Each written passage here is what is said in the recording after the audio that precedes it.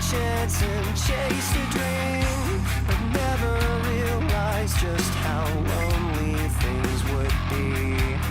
Now I'm crying on the bathroom floor like spilled milk, with a messy story, just moments till I self-destruct with no one here to clean me up. Would someone just show me some love and tell me that I am good enough? I'm bored now, all that's filled me up, still tossed away like a plastic cube.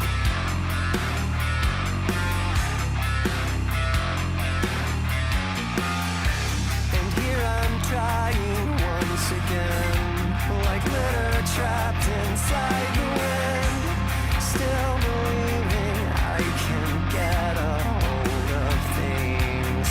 Every effort leads to new mistakes, and I crawl back to the same old place. I need someone who can lend a hand and pull me from this garbage can. Would someone just show me some love and tell me that I am good enough? I'm bored out, all that's filled me up, still I'm tossed away like a plastic cup. Would someone just show me some love and tell me that I am good enough?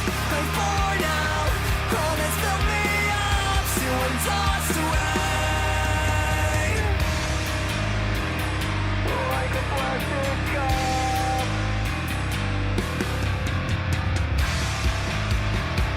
And still I'm tossed away like a plastic cup. It's for your vibrations. There's something inside of me, and I know it's more than just a breath.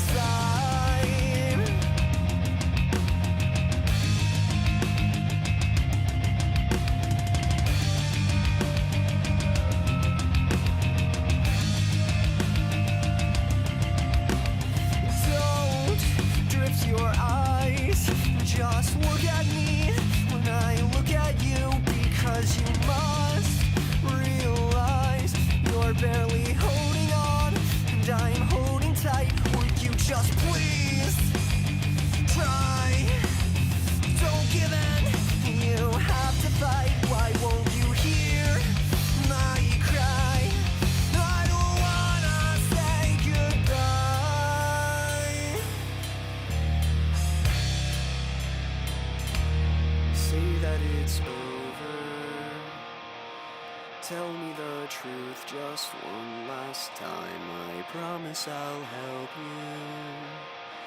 you. If only you'll let me back inside. Say that it's over. Tell me the truth just one last time. I promise I'll help you.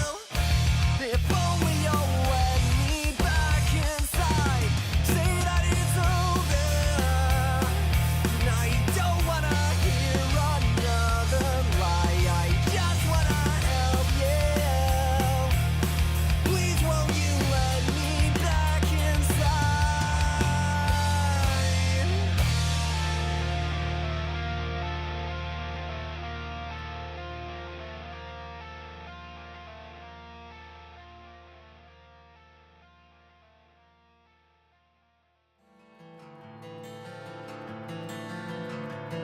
Staring at my own reflection through shattered bits of glass, showing me the perfect picture of who I really am.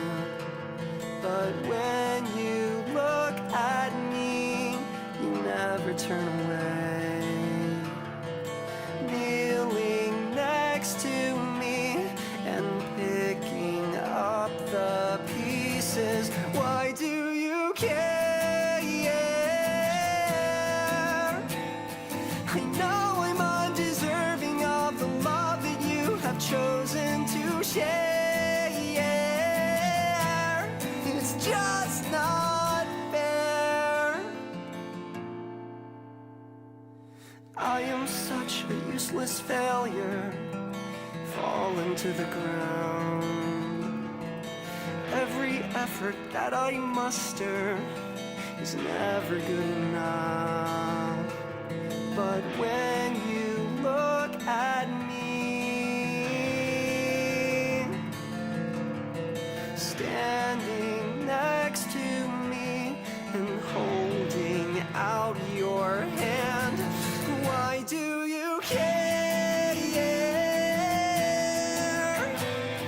I know I'm undeserving of the love that you have chosen to share. It's just not fair. If I take just one moment away from my self-loathing, then maybe I would notice that I'm not meant to be broken. If I take just one moment away from my self-loathing, then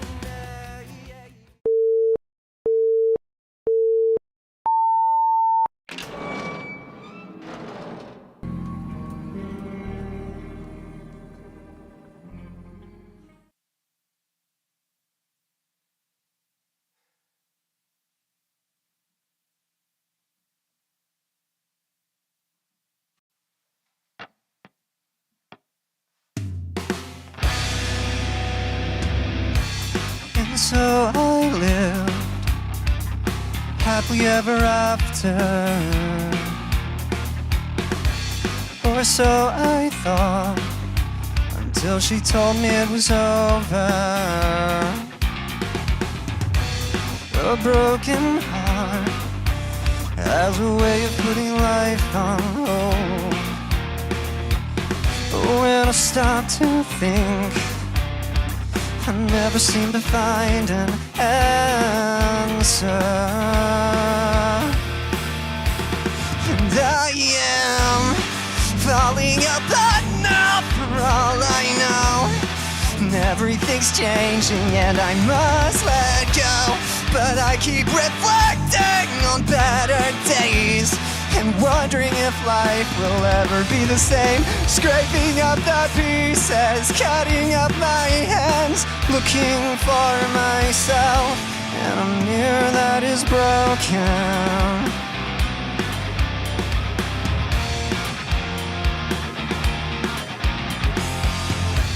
I said goodbye and never saw my friends again. Then took some time to see if I could make things clear. It's a lonely drive when there's no one in the passenger seat, and I'll catch myself often glancing in the rearview mirror, 'cause I am falling apart now for all I know.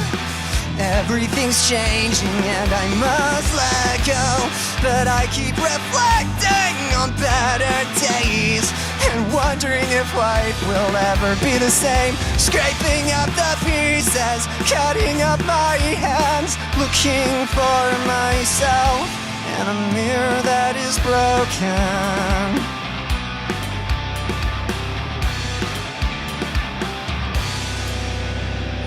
Every single tear, there's a lesson to be learned. With every single scar, there's a treasure to be earned. But I'll never find healing if I'm holding on to hurt. I'll never see heaven if I'm face down in the dirt. With every single tear, there's a lesson to be learned. With every single scar is a treasure to be earned. But I'll never find healing if I'm holding on to hurt. And so I'm letting go, 'cause I am falling apart now for all I know. Caught a glimpse of myself before I let him go. I'm looking ahead now to better days and wondering what life has got in store for me. I'm falling apart now for all I know. Just fragments of memories from long ago. But those days are over, so I'll move on.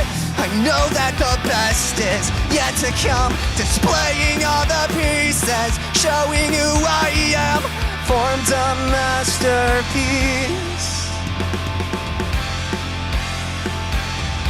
from a mirror that was broken.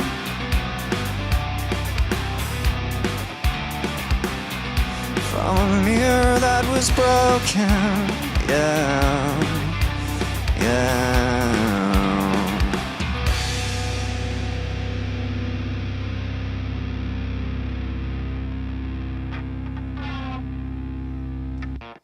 Thank you. Well, good evening, folks, or good morning, good afternoon, good night, whatever time it is, wherever you are in the world. Quincy Kane here, and this is live stream number 165. And for this stream, I'm letting you all choose my set list. So any of my original songs, you can find the list in the description. And whichever song of mine you'd like to hear, just let your request be made known, and I'll play the song just for you. I know we've already got a few requests, but I'm going to catch up with the chat first, say hello, and then we'll dive into another song in a moment here. The song I just played is a new one, but interestingly, it's going to sound different when you hear it when it's released. Again, whenever I first make backing tracks, they're kind of like a first draft. It's me kind of trying things out. But I've actually begun production on my next release, which is going to be that song, A Mirror That Was Broken. And as I was approaching it, I was kind of listening to the first draft and trying to find other songs with sort of a similar vibe of what I was trying to go for. And I got to tell you, like it's been a fun week. I've already started production. It's going to take about 8 weeks. So if everything goes according to plan, that song should be released on April 7th. I think that's the date. That's about 8 weeks from now. And this first week is about writing and arrangement. So I'm writing the song, and I was really trying to. I got to be honest. I know some of you had kind of commented saying there was a certain emotion to the acoustic that you felt might have been missing in the full band arrangement, and I kind of took that and tried to really focus on the vocals, and then revisiting the music and trying to change it. So the original, or the new version I've been working on, is actually going to sound a bit different than what you guys just heard tonight. But tonight I did share a little bit. I kind of worked on the vocals some, and got some different guitar parts. I actually meant to throw in, there's actually a little, like a very short little solo in there, but I forgot to throw it in, so maybe next time. All right, let's see here. Catching up with the chat. Yep, we got Merc in the chat. Hope you're doing well. No trivia tonight, it seems. Yep, tonight I'll catch the next one. No worries. Hey, you're welcome to hang out. I'll play a song for you. But if you want to do game night, yeah, it's probably going to be a few weeks or a couple weeks till the next game night. Let's see here. Stan was saying, we got Leo in the chat. Hey, Leo, hope you're doing well. Stan was saying, dude, that's so awesome. Been a bit since I've been here so early. Nice. So, yep, good to have you early, Stan. I know sometimes you've been coming in a little bit later. Sounds great. Liking the warm colors. Thank you. Yep, I thought, it's kind of cold outside, so I thought I'd heat things up in here with some warmer colors. Thanks for the fire, Stan, and for the applause, Jack. Much appreciated.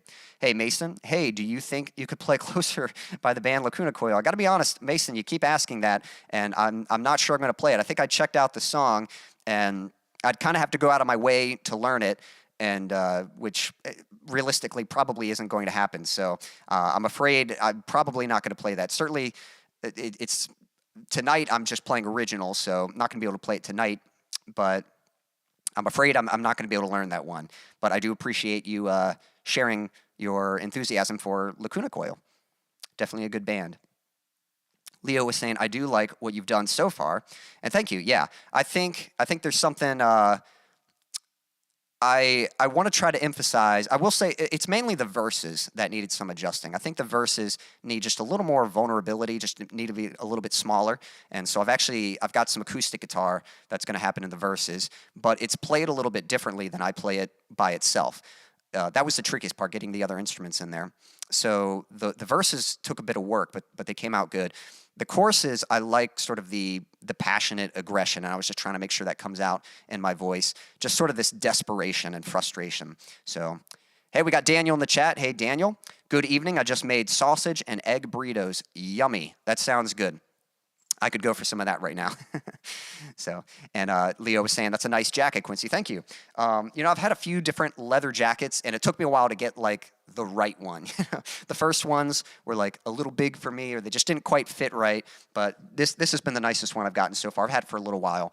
But thank you very much. Yes, much appreciated. All right. Well, I think we're going to dive into another song here. Again, if anyone watching, don't be shy, say hello.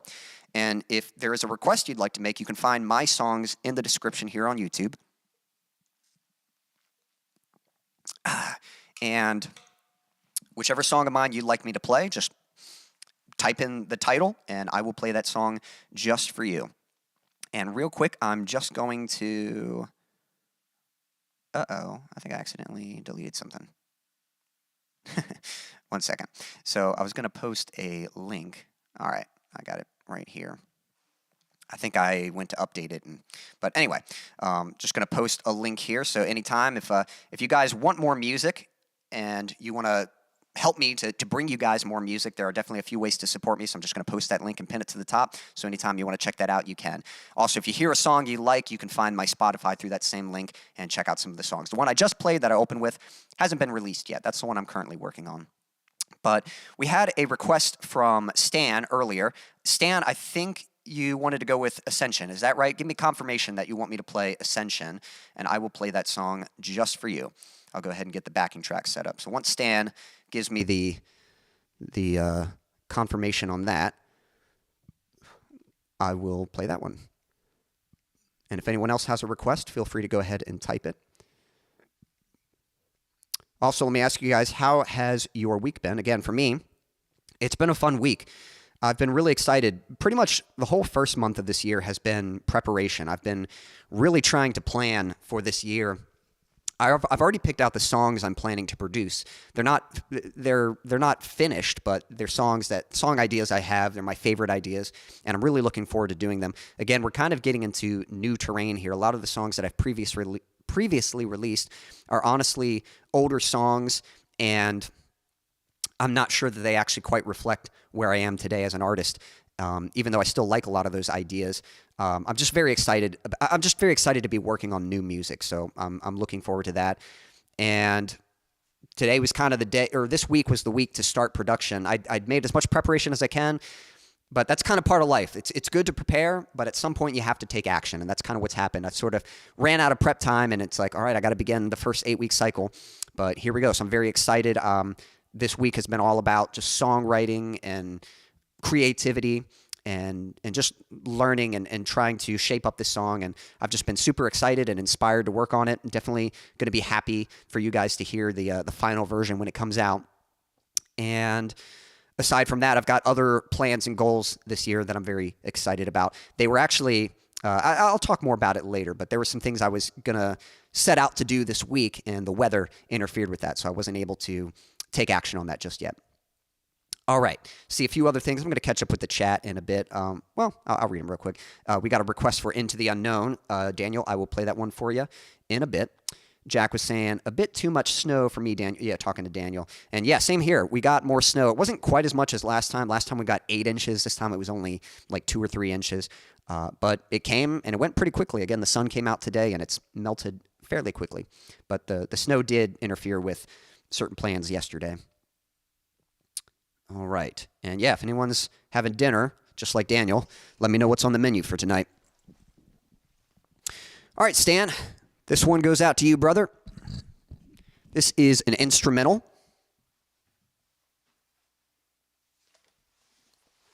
And this one is available on Spotify or wherever you like to listen to music. So if you like this song, again, that link I posted, you can find my Spotify, and you can check out this song again later. Here we go. Stan, this one goes out to you. This is Ascension.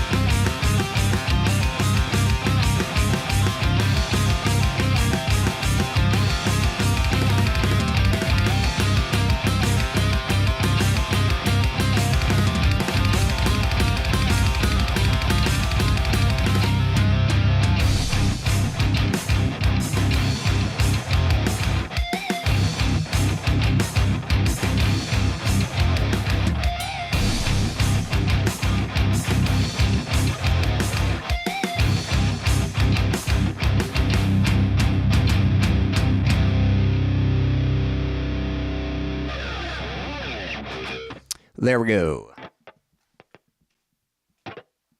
Again, that one was called Ascension. That was requested by Stan. Stan, thank you for your request, and I hope you enjoyed the song. We've got another request from Daniel, which I'll be playing in a moment, but we're going to catch up with the chat first. If anyone else would like to make a request, don't be shy. Go ahead and type whatever song you'd like to hear. Well, not any song, any of my songs you want to hear. So again, you can find my songs in the description. You can find a list there, and whichever song you'd like to hear, just let your request be made known, and I'll play that song just for you. And if you like what you hear, you can find those songs on my Spotify or other streaming platforms. And again, the link that I've pinned at the top can take you to my Spotify and to my Bandcamp. If you still download music, you can download it from Bandcamp. So a few places where you can check out the songs later if you enjoy them. So Stan, thank you for your request. Hope you enjoyed the song. Let's catch up with the chat here. Hey, we got Eddie. Eddie, it's been a little bit. Yeah, it's been a minute. It has been.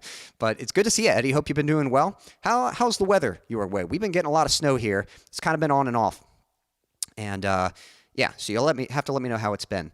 And if I remember, Eddie, you'll have to forgive me. It's been a while. But I think you do some skateboarding, if I remember. And if that is the case, you'll have to let me know how has the skating been going lately. I've been skating. Let's see. I don't think I was able to go to the park last weekend because of the snow. I think that's what happened. I'm trying to remember. The weather's been interfering with it. I might have been able to go last weekend. So, yeah, I got to go to the skate park and been having good sessions, been having a lot of fun, kind of trying some. I've got kind of a checklist of some tricks that they're based off of tricks that I know how to do, and I've kind of combined them. And it's a bunch of tricks that I just don't usually take the time to do. So, for example, I've been working on a lot of pop shove-its and 50-50s and 180s. Those are all different tricks that I'm working on different scenarios. I'm trying to learn the pop shove-its and the 180s down stair sets, well, small stairs, 4-stair. And the 50-50s, I've been doing them on these bigger ledges. But I was like, well, maybe I can work on these same tricks, but on smaller obstacles. And so I've been doing things like pop shove-its into 50-50s and then 180s out. And I've been trying that on different ledges at my park. And it's really fun trying different combinations. And there's been a few tricks that I'm totally capable of doing, but I've just never taken the time to work on them. And when you do, it's just really satisfying. This week, I landed a few new flat ground tricks. I don't think I've ever done a 360 pop shove it before. I've done impossibles before, which is more of a scoop and the board's more vertical, but an actual 360 pop shove it, I hadn't done that. And I tried doing one a fakey 360 pop shove it, not shove it, actual pop shove it, and I got it. So that was really satisfying. That was a new one. And I also landed, I'm getting better at fakey 360s also, which I think are Caballeros. And those are really satisfying when you land them. I don't have them down yet, but that's a fun one. I'm working on those. For anyone who doesn't skate, sorry if you have no idea what I was talking about. Just naming a bunch of skate tricks. All right, let's see here. Daniel saying it's actually pretty cold today, but I know Texas is nothing compared to y'all last week. Yeah, 90 degrees, still 6 degrees, just no snow. Yep. That's Texas for you. Thanks for the thumbs up, Merc. How about Love's Not Fair? Yeah, I got you, Jack. I'll play that one for you after Daniel's song. Stanley commenting. Yep. Let's see here. Cool. And then we got a request for Hard Goodbyes from Leo. Well, awesome. I'll definitely get to that for you in a bit here, Leo. And yep, my pleasure, Stan. Glad you enjoyed the song. Has anyone seen any good movies lately? I'm going to get into another song here, but thought I'd ask you guys, have you watched anything good? Recently, I watched through the John Wick trilogy, sorry. What do you call 4 movies? Series, I guess. I'm not sure what you call a group of 4. Quad something? Quadrily? I don't know. But I watched the 4 chapters of John Wick and love those movies. Great action movies, just well shot. Love the cinematography and production design in those movies. And I don't know, just very satisfying. I just wanted to watch something good and inspiring. And I love a good action movie, good action and adventure. Yeah, Aqua commenting quadrilogy. Yeah, quadrilogy. Maybe that's what it's called. I'll have to look it up. There probably is a name. You would think there would be, but I'm not sure what it is. Have to look that up. A I watched John Wick, and then has anyone seen the Transporter movies with Jason Statham? So Transporter 1 and 2, and there's a third one as well. I recently rewatched the Transporter movies, and they're kind of interesting because, man, I got that set. I got one of those DVD sets where it's like 2 movies in one, so it had the first movie and the second movie. So it's a case with both discs in it for the first and the second movie. And that was back when I was like first getting into action movies. And Jason Statham was like just one of my favorite action heroes at the time. He still is. I love Jason Statham. But at the time, he was the guy like, man, I want to be that dude. I love Jason Statham. And the Transporter movies, those were some cool action movies. Like they were some of the first ones I got into. But when you're first getting into any genre, any style of anything, you don't have any frame of reference to compare it to anything else. So at that age and getting into action movies, I pretty much liked anything that was an action movie. But later I started to realize, hey, not all action movies are equal. And some of them I started to realize, okay, this is like really well done. This one, not so much. I really like I like when movies shoot action this way, and I don't like it when they do it that way. So I started to develop kind of a preference with what kind of action movies I liked. So sometimes going back and watching like old movies that I used to really enjoy, sometimes it's a little nerve-wracking because I'm like, I wonder if this still holds up. So I went back and watched it, and sure enough, like the first movie is like a really, really good idea, but it's mainly the story. The story is just kind of poorly told. And some of the motivations for the characters don't make sense. They kind of just happen because the plot needs them to. And that kind of diminishes the action. Like the action just kind of happens. It doesn't really have a sense of purpose or urgency. And same thing with the characters themselves. Like the characters are actually pretty good, but the story could have made them even better.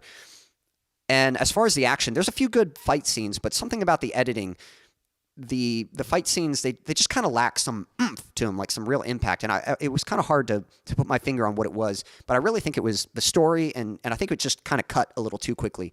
But the movie does have, it might be nostalgia, but the movie does have like a really nice vibe to it. There's something about it.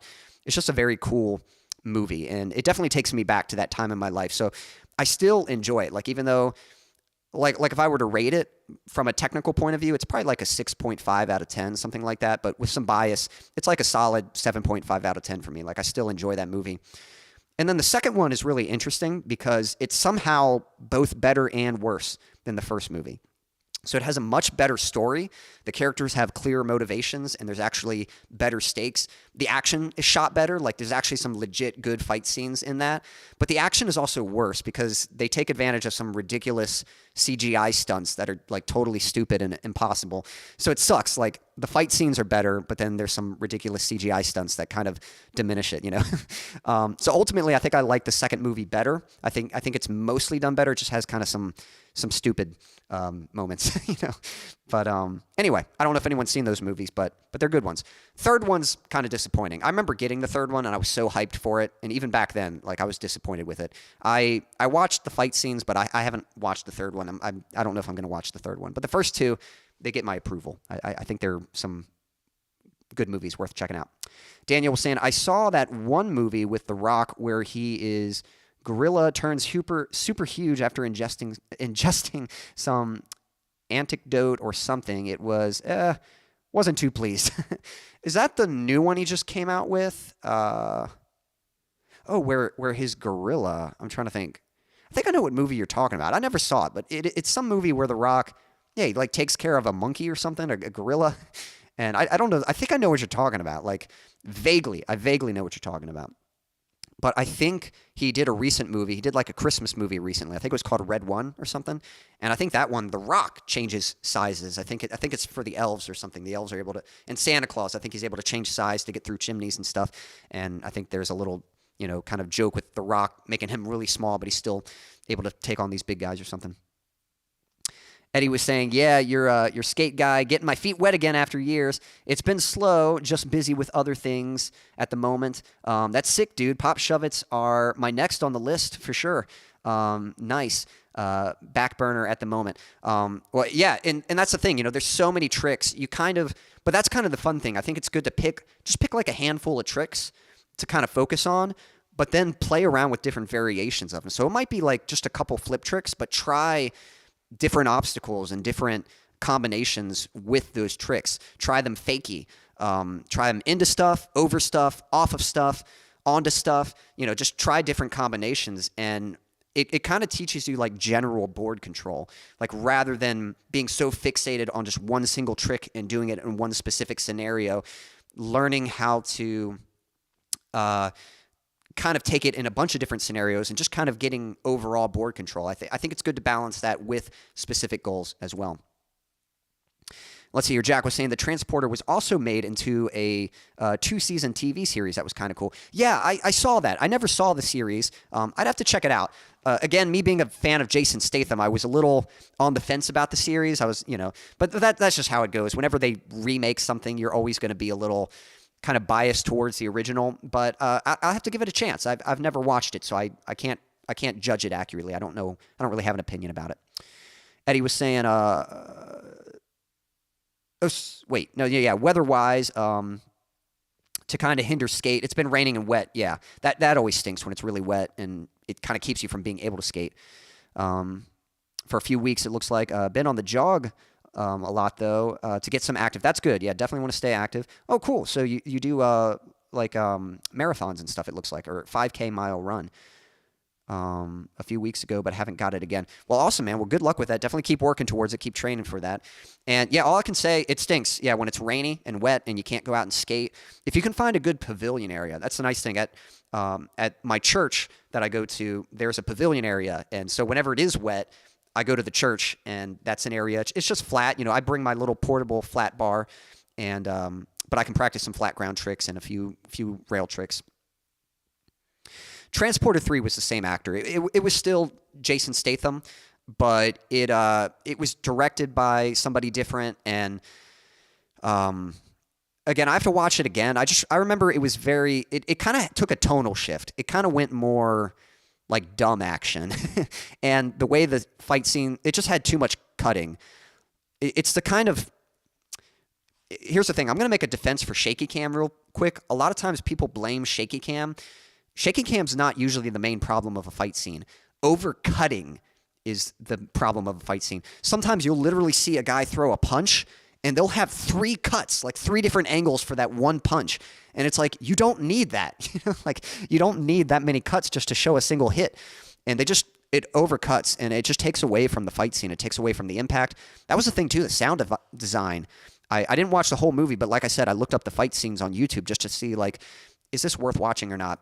And I remember the sound design was very underwhelming. So, but it was Jason Statham. To his credit, he's still great. And, pretty much anything he's in.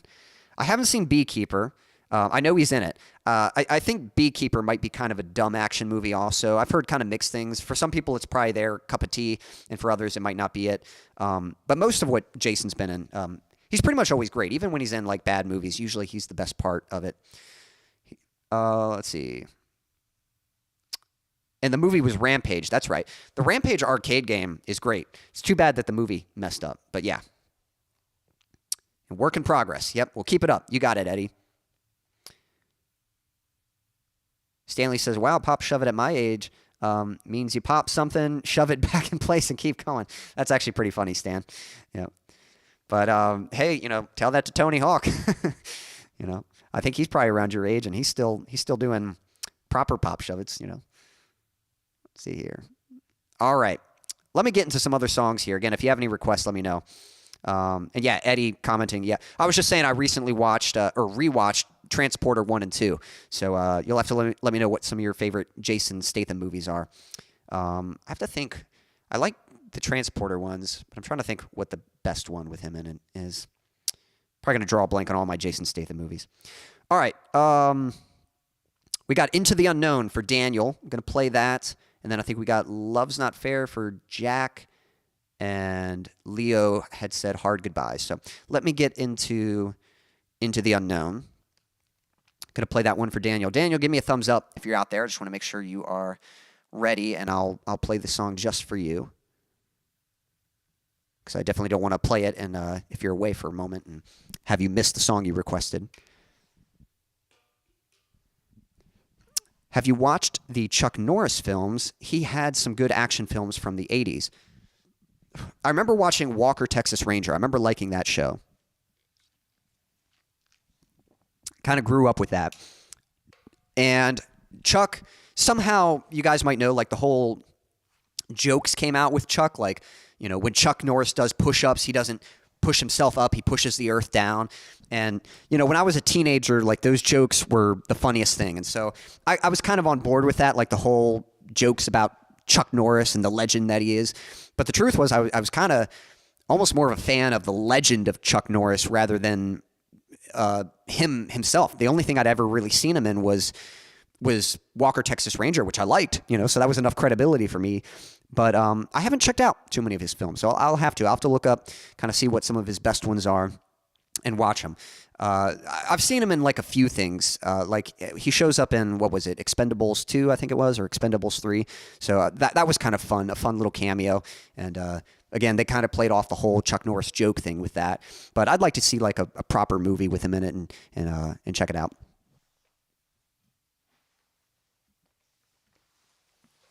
All right, Daniel, this one goes out to you. This is Into the Unknown.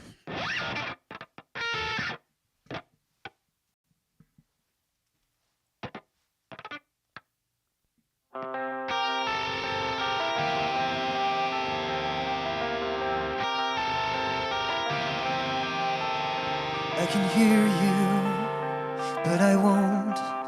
Some look for trouble, while others don't. There's 1,000 reasons I should go about my day and ignore your whispers, which I wish would go away. Oh. Whoa. You're not a voice, you're just a ringing in my ear. And if I heard you, which I don't, I'm spoken for, I fear.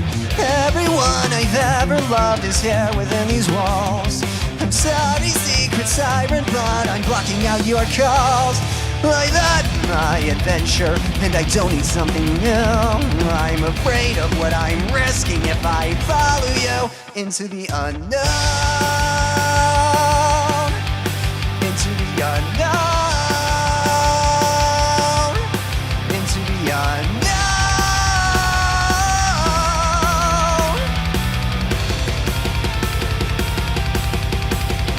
What do you want? 'Cause you've been keeping me awake. Are you here to distract me so I make a big mistake? Or are you someone out there who's a little bit like me?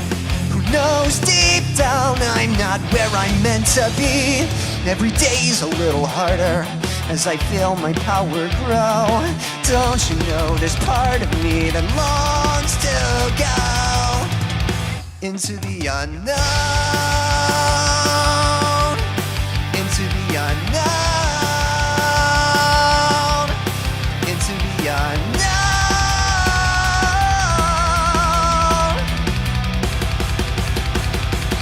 Whoa, are you out there? Do you know me? Can you feel me? Can you show me? Whoa.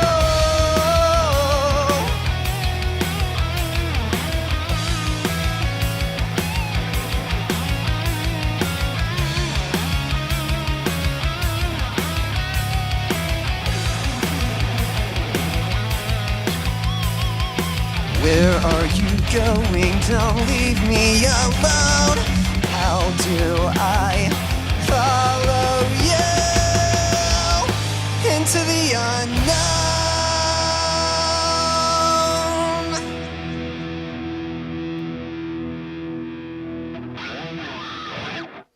Thank you. Again, that was Into the Unknown. That was requested by Daniel. Daniel, thanks for your request, brother. Hope you enjoyed the song. We've got some other requests in the on the. I'm not sure what the expression is. Some on the assembly line. I guess that's what I'm trying to say. You know, we got some other requests that we're going to get to in just a moment, but we'll catch up with the chat first. And we'll get right to them. I think the next one we're going to do is Love's Not Fair. That was requested by Jack. So we'll get to that in just a moment here. Let me find it. Yeah, there it is. All right, cool. So we'll get to that one next. If anyone else, if you haven't made a request yet and you would like to, again, you can find my songs in the description on YouTube. Pick whichever song of mine you'd like to hear, and I'll play it just for you. Let's see here. Catching up. Jack was saying Breaker Breaker and Eye for an Eye are two really good action films. Okay. I'll definitely check them out. I'll add them to the list. Breaker Breaker and Eye for an Eye. I'm going to write those down real quick. Definitely, yeah, if anyone has some good action movie recommendations, let me know. I mean, I've seen a good bit, but, you know, if you have any favorites, let me know. So we got Breaker Breaker and Eye for an Eye. Now, are those Chuck Norris films? I'm assuming so, but maybe they're just action movies in general. Eye for an Eye. I will say, though, I mean, I guess kind of like any genre, but you know how, like, not all horror movies are the same. There's, like, different kinds of horror. It's kind of the same thing for action. Not all action movies are the same. I definitely tend to favor action that's a bit more grounded in realism. I love a good hand-to-hand fight scene. Like, I'm okay with hyper-realism. It's okay to push, like, suspension of belief. But I love seeing the actual actor performing the stunts or performing the fight scenes. That's my favorite thing. I love a good hand-to-hand fight scene. A solid shootout, I like those too. And then I like a good foot chase, you know. Seeing someone just trying to catch somebody and having to kind of, you know, the intensity that can come from a scene like that. So, yeah, Chuck Norris started out as a stuntman, getting his butt kicked by Dean Martin in one of the Matt Helm movies. That's pretty cool. I know I think he's a black belt in Taekwondo or something. I think he competed for a bit and did quite well in that. And I guess he must have transitioned from that into doing stunt work and then from there into acting. I know he's kind of known for. Is there a slight delay? Is there still a delay in the voice? I'm not hearing anything on my end as far as a delay. Sometimes it might have just been a certain backing track, but hopefully it's okay. Yeah. The Octagon was a decent one as well. It had ninjas in it. Ninjas can sometimes be good. Stan, thank you for the fire. Awesome. Love the story behind it too. Well, thank you. I'm not sure if you meant the story behind the song, but or something else. I might be missing the context of what you love the story behind, but appreciate that. Thank you for the applause, Daniel, and for the emojis, Jack. Much appreciated. Thanks, Quincy. My pleasure, Daniel. Anytime, brother. Let's see here. Breaker Breaker, Eye for an Eye, and The Octagon are Chuck Norris action films. Gotcha. Okay, not anymore, but right when you started singing. It might have been just that quiet section. So I'll show you something real quick. You can't see it, but whenever I'm singing a song, I have it automated so that delay turns on. So like if I move the cursor or the marker into the track, you'll hear delay. Oh, or not. Hello, check 1, 2. Well, there's no delay there. Maybe I don't have delay on this one. Let me go back to like. Let's try this one. Hello. There we go. Yeah, so some songs you'll hear delay. So it might have been just in the intro that you can hear it. It's more evident during the quiet section and not so obvious when the full band is playing. All right, there we go. So there is some intentional delay that's added to my voice when I'm singing certain songs. And actually, Love's Not Fair, since it's not a whole lot of band stuff, that might be why there's no delay when I first get into that one. Let's see here, catching up. Eddie was saying, I got the Transporter collection, only the first 3, which I was under the impression there were only 3. I know there was a TV series that came out later, but I think with Jason Statham there were only 3. The last Jason Statham movie I saw was Wrath of Man, pretty good action. The recent movie I just saw a bit late, Deadpool and Wolverine, but rewatching olds. Yep, some good stuff there. I hadn't seen Wrath of Man. I've seen like bits of it, and I think it's one that I'd probably check out. So I'll have to look that up. I know I was looking up some movies from him a while back, and there's definitely some stuff I'd like to rewatch that I hadn't seen in a while. Stan was saying you would enjoy the missing in action movies. Yeah, sorry, Quincy. The story of how you decided to do this. Oh, I got you, for Into the Unknown. Yep. Yeah, sometimes you got to give a little context. But yeah, for anyone who hasn't heard, yes, the story for Into the Unknown, it's just it's a cover of the Disney princess song from the movie Frozen 2. My brother wanted to go see the movie, but he didn't want to go by himself, so I went to see it with him. And we were sitting in the theater, and as the movie was playing, the scene came on where she sings that song, and I was kind of drumming along with it, and I had this thought. I was like, this could be a metal song. And I was like, no, I don't want to do that. That's so gimmicky. I don't want to do a cover. But I thought, well, I'll at least play around with the idea. And I kind of started writing some stuff and listening to it, and I was like, it sounds kind of cool. I kind of like it. And so I went through with it and produced the song. I will say, for what it's worth, this isn't like a boastful thing, but I think it works better as a metal song than the original version.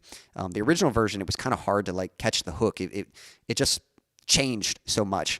And in a metal version, it has a little more structure and a little more direction and guidance.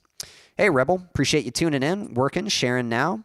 You all rock. Well, Rebel, you rock as well. If you'd like me to play a song for you, let me know. It sounds like you might not be able to hang out too long, but if you want me to play a song for you, again, you can find my songs in the description and just make a request, and I'll play something for you. I'm going to go ahead and play another song. This was requested by Jack. This is my song, Love's Not Fair, which this one is available. So again, you can see at the top of the chat there is a pinned link, and in that link you can find my songs on Spotify, and you can also download my songs for free if you'd like to from Bandcamp. So this is a song that I have released, so it is on both of those platforms. Let me get my settings changed here. All right, and we should be good to go. Jack, give me like a thumbs up, or just let me know that you're ready. Well, considering, there's a thumbs up right there, and the fact that you're saying hey to Rebel lets me that you know that you are still out there. So, Jack, this one goes out to you. I got to get tuned real quick.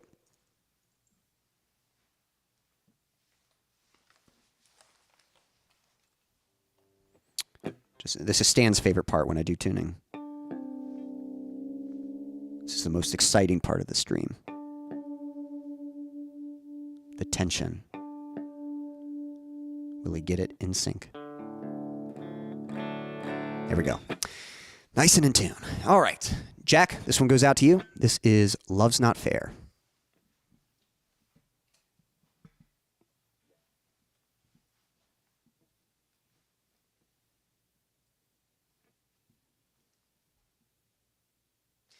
One second. Helps to be on my DAW when I hit start.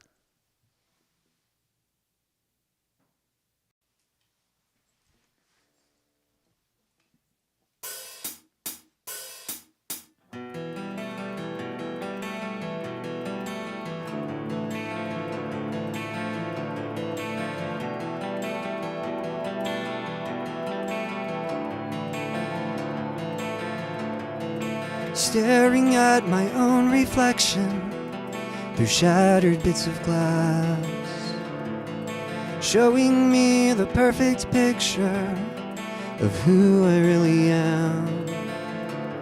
But when you look at me, you never turn away. Kneeling next to me and picking up the pieces. Why do you care? I know I'm undeserving of the love that you have chosen to share. It's just not fair. I am such a useless failure, fallen to the ground. Every effort that I muster is never good enough. But when you look at me,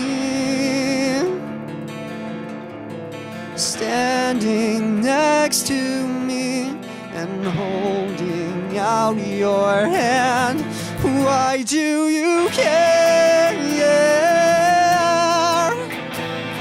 I know I'm undeserving of the love that you have have chosen to share. It's just not fair. If I take just one moment away from my self-loathing, then maybe I would notice that I'm not meant to be broken. If I take just one moment away from my self-loathing, then maybe I would notice that I'm not meant to be broken. So stop beating up myself.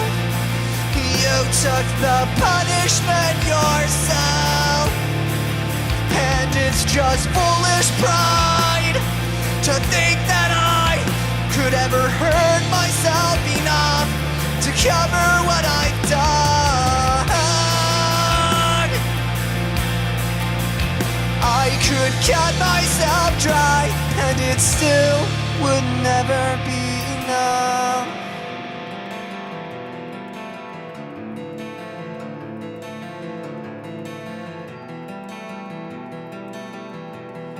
It makes no sense at all. Why do you care? I know I'm undeserving of the love that you have chosen to share. It's just not fair. But love isn't fair.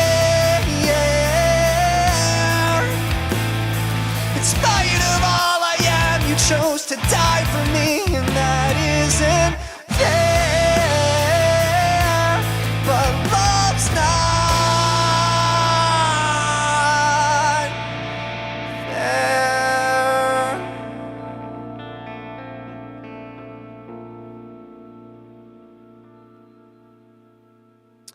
All right, there we go. Again, that one was called Love's Not Fair. That was requested by Jack. Jack, thank you for your request. I hope you enjoyed the song. We've got another request from Leo for Hard Goodbyes. I'll play that one in just a moment.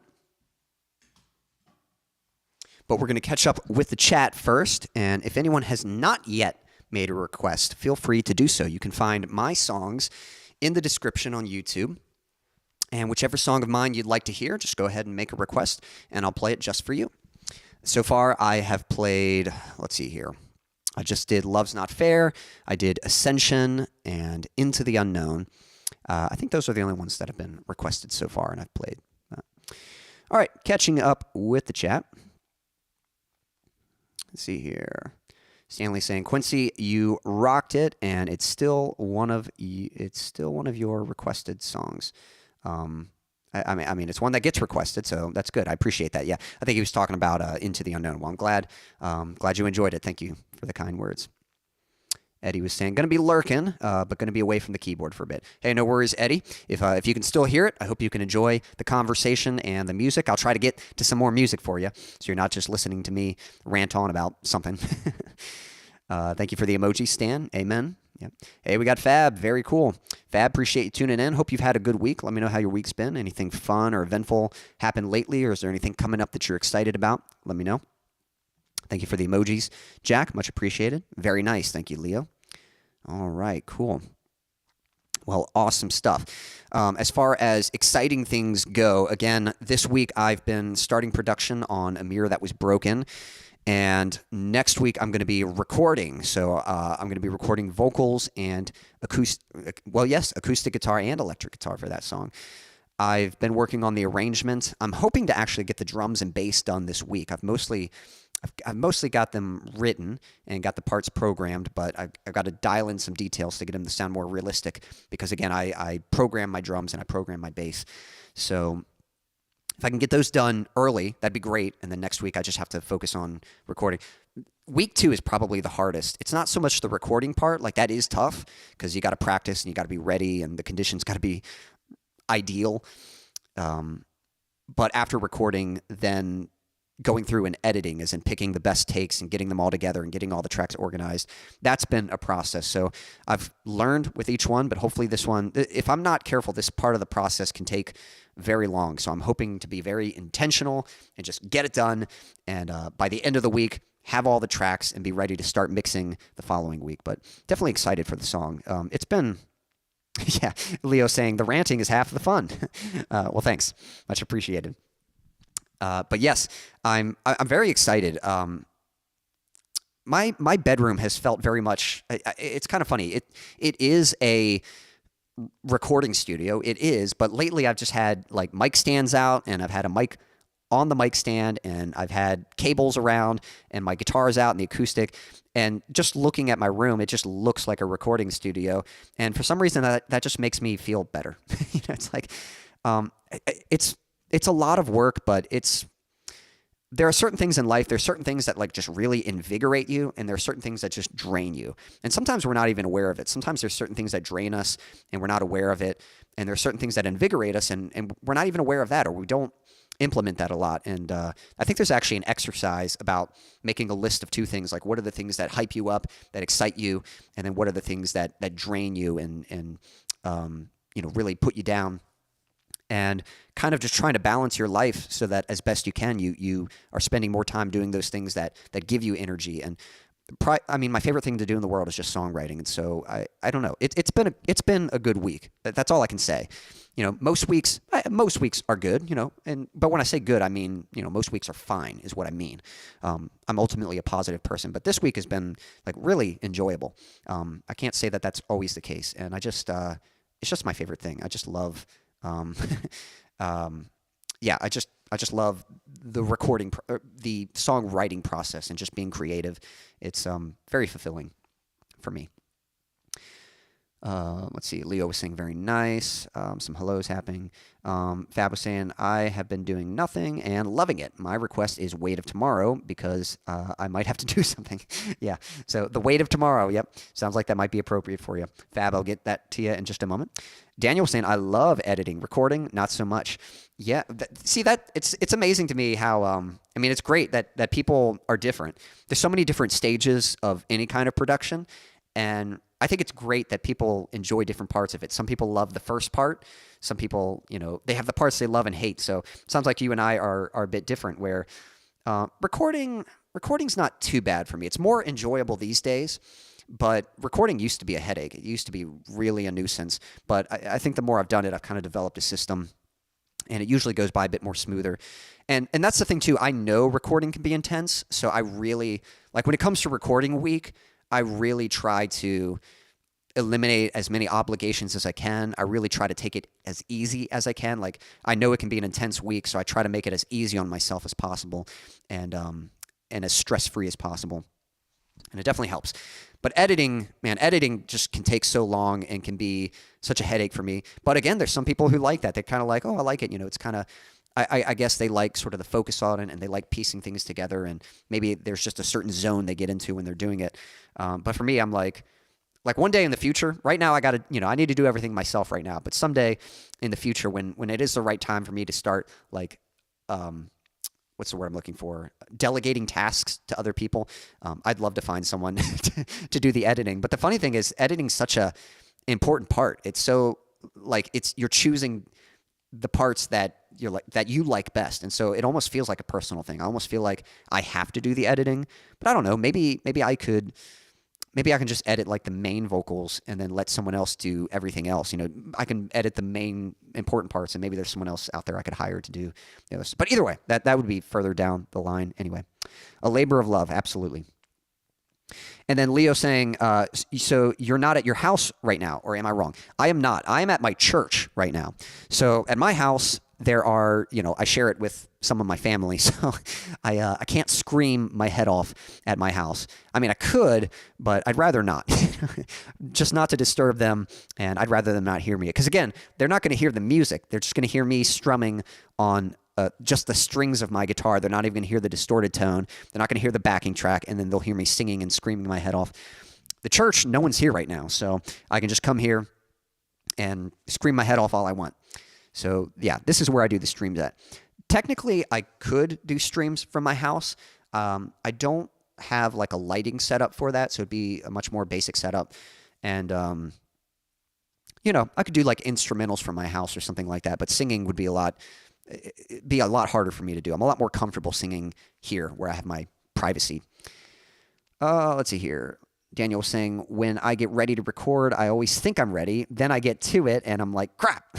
I just went 7 minutes into a song's rhythm and just messed up the last note. Now, I will say, if if by recording you're doing the whole song like a single performance, then yes, that would be very stressful. But if you're recording part after part, it's definitely a lot less stressful. And that's kind of how it is for me. Since I'm producing songs, to me, all that matters is the end result. Like, obviously, when I perform live, I have to play the song. But when I'm recording, I'm not trying to capture a live recording. I'm trying to present, it's a piece of art, and I'm trying to present it the way I envision it in the best way possible. So, I'll record sections at a time. And yes, there's definitely a little bit of pressure, but you get it right, you get it sounding good, and then you move on to the next section. And eventually you have the whole song, and you've got the best performances of each section of each song so that you end up with a final product that sounds very polished. But yeah, if you're when you're doing like a live recording, then yes, I think it's almost inevitable that there's going to be some little mistakes here and there. And it just depends on what you're going for. Again, it is cool to do like live albums and stuff, and where everything is recorded in one take and there's little mistakes in there, but that's kind of part of the charm of it. It just depends on what you're going for. Leo was saying, yeah, I only ever sing when I'm home alone or in the car. Yeah, the car is the safe haven for singing. If anyone's wanting to learn how to sing, the car is the place to do it. That's where you can make all the noise you want, and you don't have to worry about anyone judging you for it. Daniel's saying, yes, I absolutely do not copy and paste anything. I do rhythms and solos all separately. Yeah. I don't necessarily copy and paste, but I record section after section. I'll copy and paste some stuff. So if there's a similar rhythm part, I'll record it in all parts, and then I'll listen through, and whichever one I performed best, I'll copy and paste that. But again, it depends. Now, you kind of do more performance-based videos anyway, so I kind of get that for you. You're not necessarily releasing songs, so that kind of makes sense. It's sort of the same thing like I used to do some playthrough videos. I would give guitar lessons for songs, and then I would have a demonstration of the song with a lesson video. And that was a bit more intense because I was trying to play through the whole song properly and do as minimal cutting or editing as possible with that. But when I'm producing a song, recording is more like, it's more like a piece by piece, section by section kind of thing. You're not just playing through the whole song and then trying again. You're getting each section right, and then before moving on to the next part. And yeah, with a lot of guitar parts, it's definitely a lot of recording to do. So. All right, we had another request. Leo, give me a thumbs up. Let me know that you're still out there. You just commented, so I'm assuming you are. But Leo requested Hard Goodbyes. And I'm trying to remember, has someone else made a request after that? I know we have a request for Hard Goodbyes, but if someone else requested a song and I'm missing it or I'm forgetting it, just let me know. Go ahead and retype your request, and I will get to it. Which, by the way, shout out to Daniel. He has put up some performance videos playing. He does a lot of videos for Iron Maiden and Metallica, and I think Iron Maiden was your most recent one. Might have been another band. I might be forgetting that. But yeah, if you want to see some good guitar playing and some great shredding, definitely check out some of Daniel's videos. Leo, let me know if you are ready, and I'm going to play Hard Goodbyes for you. This is an instrumental. I have released this song, so again, if you'd like to check it out, you can find it. You can listen to it again on Spotify, which again, the link that I have at the top, you can find it there. Through that link, you can even download this song for free if you'd like to from my Bandcamp. Same link, you can find access to my Bandcamp from there. All right, let's see here. Yes. All right, looks like Leo is ready. That's right. Fab said the weight of tomorrow. I am easy to forget. No, you're not easy to forget, Fab. I don't know if I could forget you.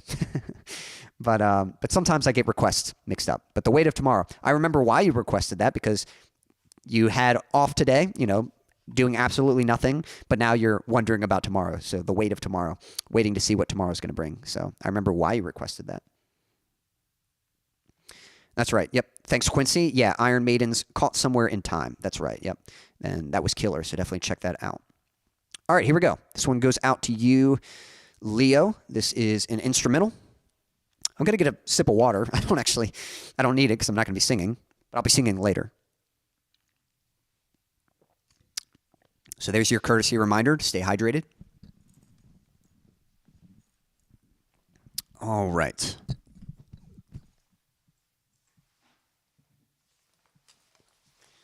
Leo, this one goes out to you, brother. This is Hard Goodbyes. Oh, actually, I got to get tuned. This is Stan's favorite part, the tuning.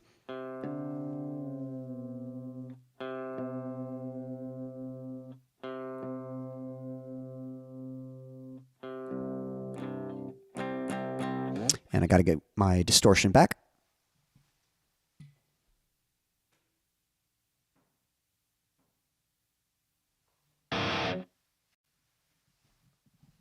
Now we're good to go.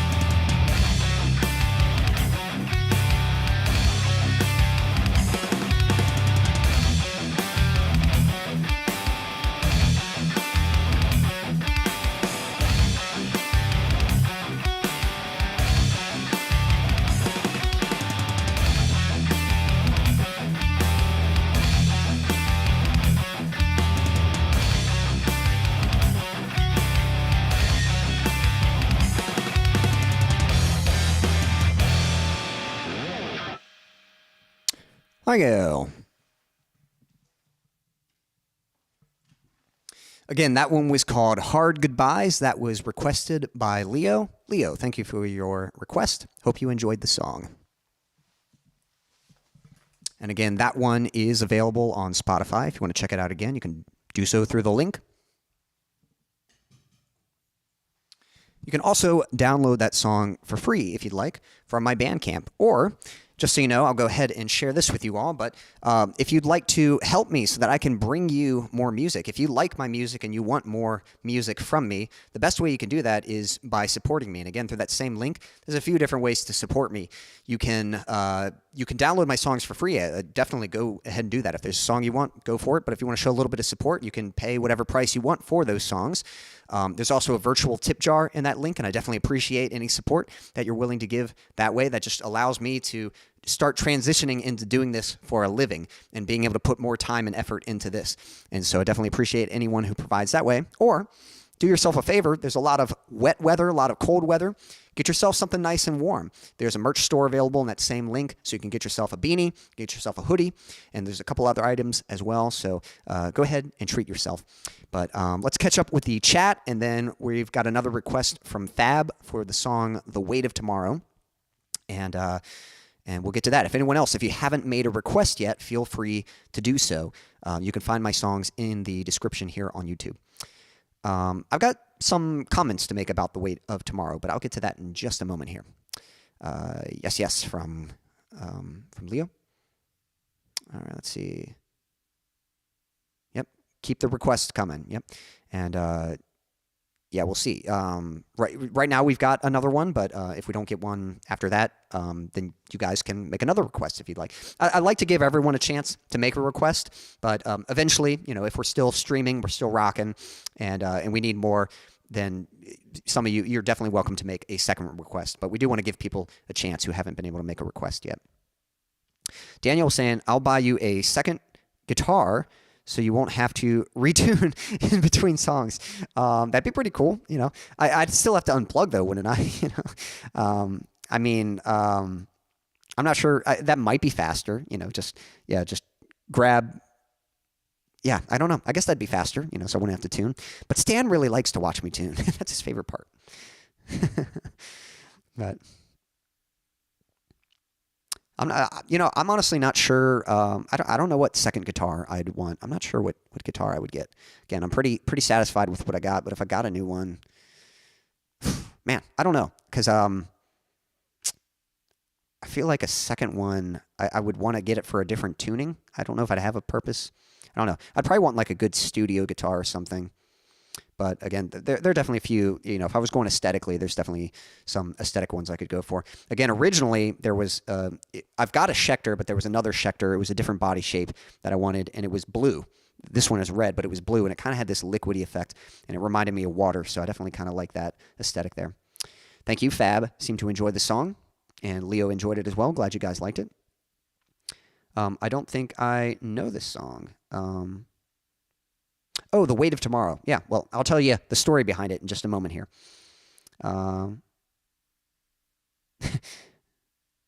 Yeah, well, Stan was commenting, "What? No way." Well, you can get him a new guitar. I'm not going to stand in the way of that. But tuning is needed, and if you can find a cool way to tune. Let's see. And so yeah, which I think Daniel was joking about getting me a guitar, but what kind of body styles do you actually like? What's like the top of your list? I don't know what you call it. It's I'll try to see if I can find. I think there's a Schecter C1. I think that's what it's called, and I don't know what the body type for that is. It's nothing like crazy. I feel like it's a pretty standard guitar body type. Schecter C1. See if I can find some images of this.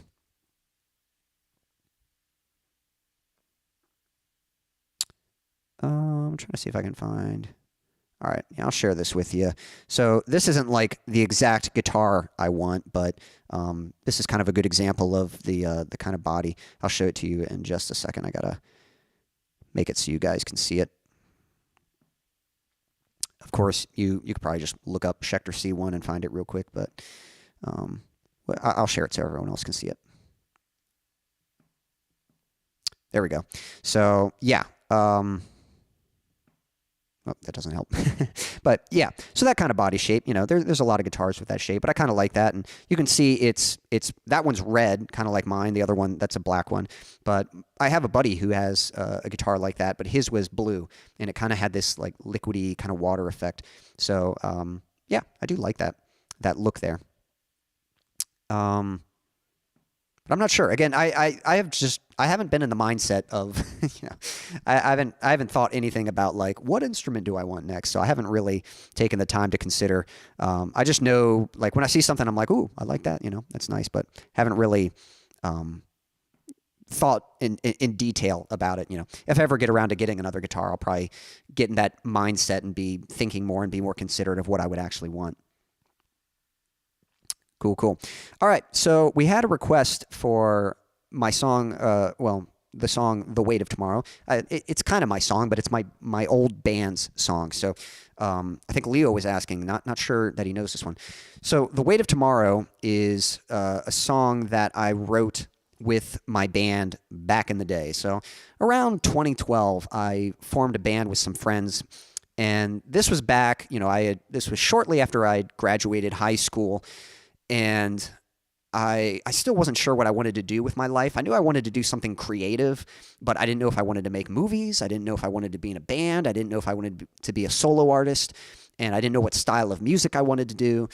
There were just a lot of things. And so I was it was just everything I approached musically was with a very playful mindset. It wasn't very goal-oriented or career mindseted. Yeah, one of my buddies asked me about starting a band, and at first I was going to shrug him off and just be like, no, the band can't work. But then I started thinking about it. I was like, well, actually, I've got this buddy. He plays drums, and he's pretty good. And my other two friends, they play guitar and bass. And the one guy, he's got killer vocals. Maybe we could do a band. And so he kind of like got me to reconsider. And so I reached out to them, and sure enough, we tried it. We formed a band called At War With Myself. And we got together, started having band practices, but we didn't really to be honest. I was listening to the music today. I was kind of reflecting again. Since I've been working on music today. I've been working on music this week, and today I was a bit reflective. So I was going back and listening to a lot of my older projects and just kind of seeing where I came from. And I actually listened to the EP that I put out with my band At War With Myself, and listening through it. And the thing I kind of learned, it was just fun. It was fun, like having some friends, and we all liked the music we were making. We were all very excited about the music we were making. And basically, I'd had these ideas that I kind of had them in my back pocket. There were ideas that I wasn't really knowing. I didn't know what to do with them because I could already tell from the way they were written. They needed like harsh, screamy vocals, and I wasn't very good at doing the screamy vocals at the time. And so when we started the band, I was like, hey, I've already got a few ideas. We can kind of work with these. So I kind of presented them to the band, and we sort of worked them out and wrote them. And it was just really fun. Like we were all excited about the music we were making. And then we all of us had friends that were excited for us and about the music we were making. And we knew some other local bands. And so we played some shows. And it was just really fun. It was really fun to make that kind of music and just to be appreciated by other people who just really liked the same kind of music we were making. It was very, very 2000s metalcore, A lot of influence from bands like Killswitch Engage, All That Remains, As I Lay Dying, Avenged Sevenfold, Bullet for My Valentine, all that kind of stuff. Haste the Day, August Burns Red. And it was fun. We played a few shows, but again, and honestly, looking back, I think if we had stuck with it, I think we would have had a good chance. I think we could have gone somewhere with it. But the only problem was we just didn't have a game plan. We didn't have any goal. We were just kind of doing it for fun. I even said that. I remember someone asking about it, and I was like, we're just doing it for fun. And if something comes out of it, cool, that'd be great. But if not, no worries. I can just, it'll be fun to say I was once in a band, And the funny thing was I was saying that, but secretly I was hoping something would come out of it. And I've since learned that if you want a career in music, you've got to have a game plan. Like you can't just kind of try it out and hope something happens. You've really got to be intentional and focused on it. And that was the mistake. We were good. We had potential, but we just didn't have a game plan. And we never really quit the band. It just kind of faded out. Like life just kind of happened. Other obligations and priorities took place in the guys' lives, and we just stopped meeting for practice. And little by little, it just kind of faded away. It wasn't like someone was like, "Hey, man, I'm quitting the band," or I wasn't like, "Hey, guys, we're stopping the band." It just kind of faded away. but I look back on it fondly. Again, you'll have to. I think I have the songs on my YouTube. I'm actually going to do a quick look for that. But definitely, if you want to check out kind of where I came from a little bit, you know, some stuff that I did with my friends. Let me see if I want to see if I have those songs. I'll even look it up real quick. It's being a little laggy. Sorry. I'm going to look up At War with Myself. We put out an EP, and my favorite song on it was a song called Over Your Shoulder. Your shoulder. Let me see if this is still. Yeah, so I think I've got all the songs on my channel. So if you go to my channel and you just look up At War with Myself, I think I've got the full EP on there. So it's 5 songs. The first song was The Weight of Tomorrow, which I'm about to play. There was another song called To the Ground. Then there was a song called Secrets. And then a song called Over Your Shoulder. Yeah. And then the last song on the EP was... what's this song called? Behind the Silence. Yeah, there we go. So, yeah, definitely check that out. Hey, we got Silas in the chat. Hey, Silas, hope you're doing well. I'm about to go into a song here, but if you'd like to request one, you can find them in the description on YouTube, and let me know. Yeah, I don't know if you meant VHS behind the scenes or VH1 behind the scenes. Yeah, pretty much, yeah, kind of behind the scenes of the band.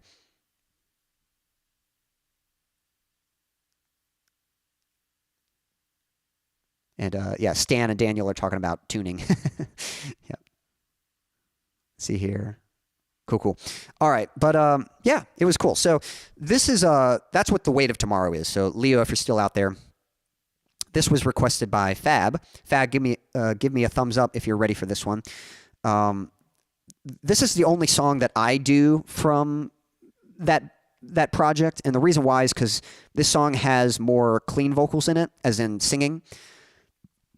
So back when we started the band, we followed a very similar formula to other metalcore bands, especially like Killswitch Engage. So the verses were very heavy and riffy and had a lot of the harsh vocals with a lot of screaming.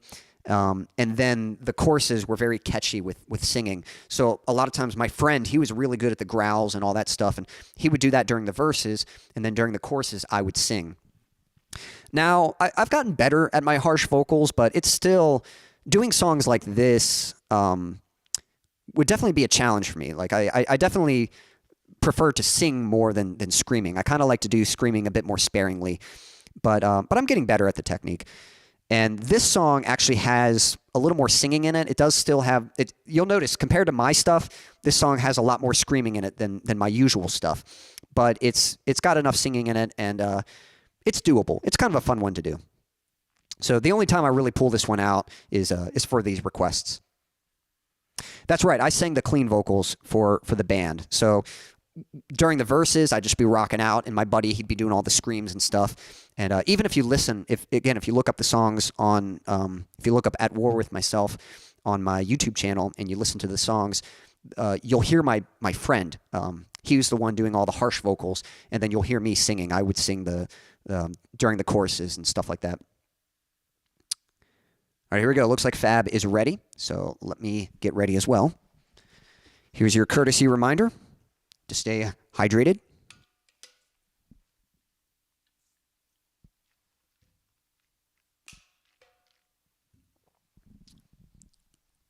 All right, so this is an old one. Actually, you know, when we released the EP, we released it in 2015, so 10 years ago. 10 years ago, we released the EP. We were together, you know, for about 3 years or something, writing songs and played a few gigs here and there. But the EP was released, and it's kind of sad. It sort of released that year, and that's probably the same year that the band kind of ended, so kind of stinks.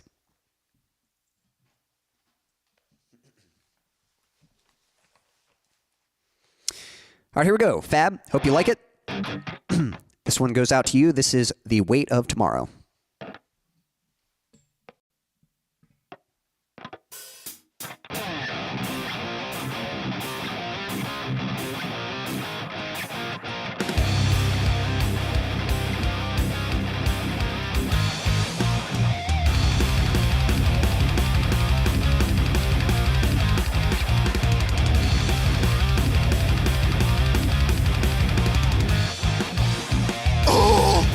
Pressure is building and tearing me apart. I'm falling, collapsing. I can't believe that my foundation is breaking. I stand on weathered ground. I'm waiting and praying that hope can be found. Calm your worried mind. Open up your eyes and suck it up. You've had long enough. My foundation is breaking. I stand on weathered ground.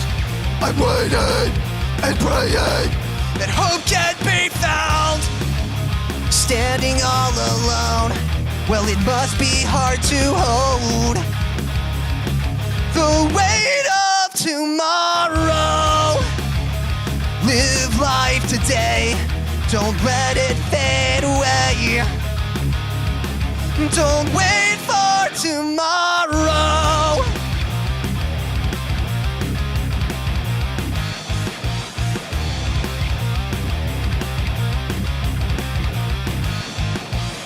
No! I can't lie! This feeling that's overwhelming me. It will not defeat me. This is not the end. Calm your worried mind. Open up your eyes and suck it up. You've not long enough. Standing all alone, well, it must be hard to hold the weight of tomorrow. Live life today, don't let it fade away. Don't wait for tomorrow.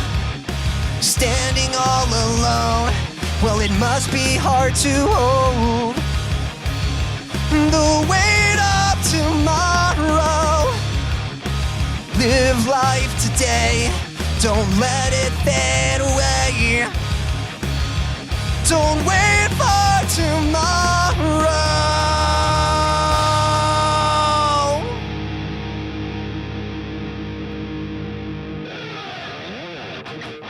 Thank you.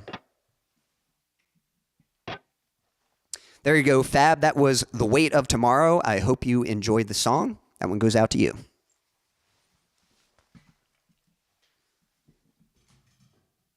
For anyone just tuning in, don't be shy, say hello.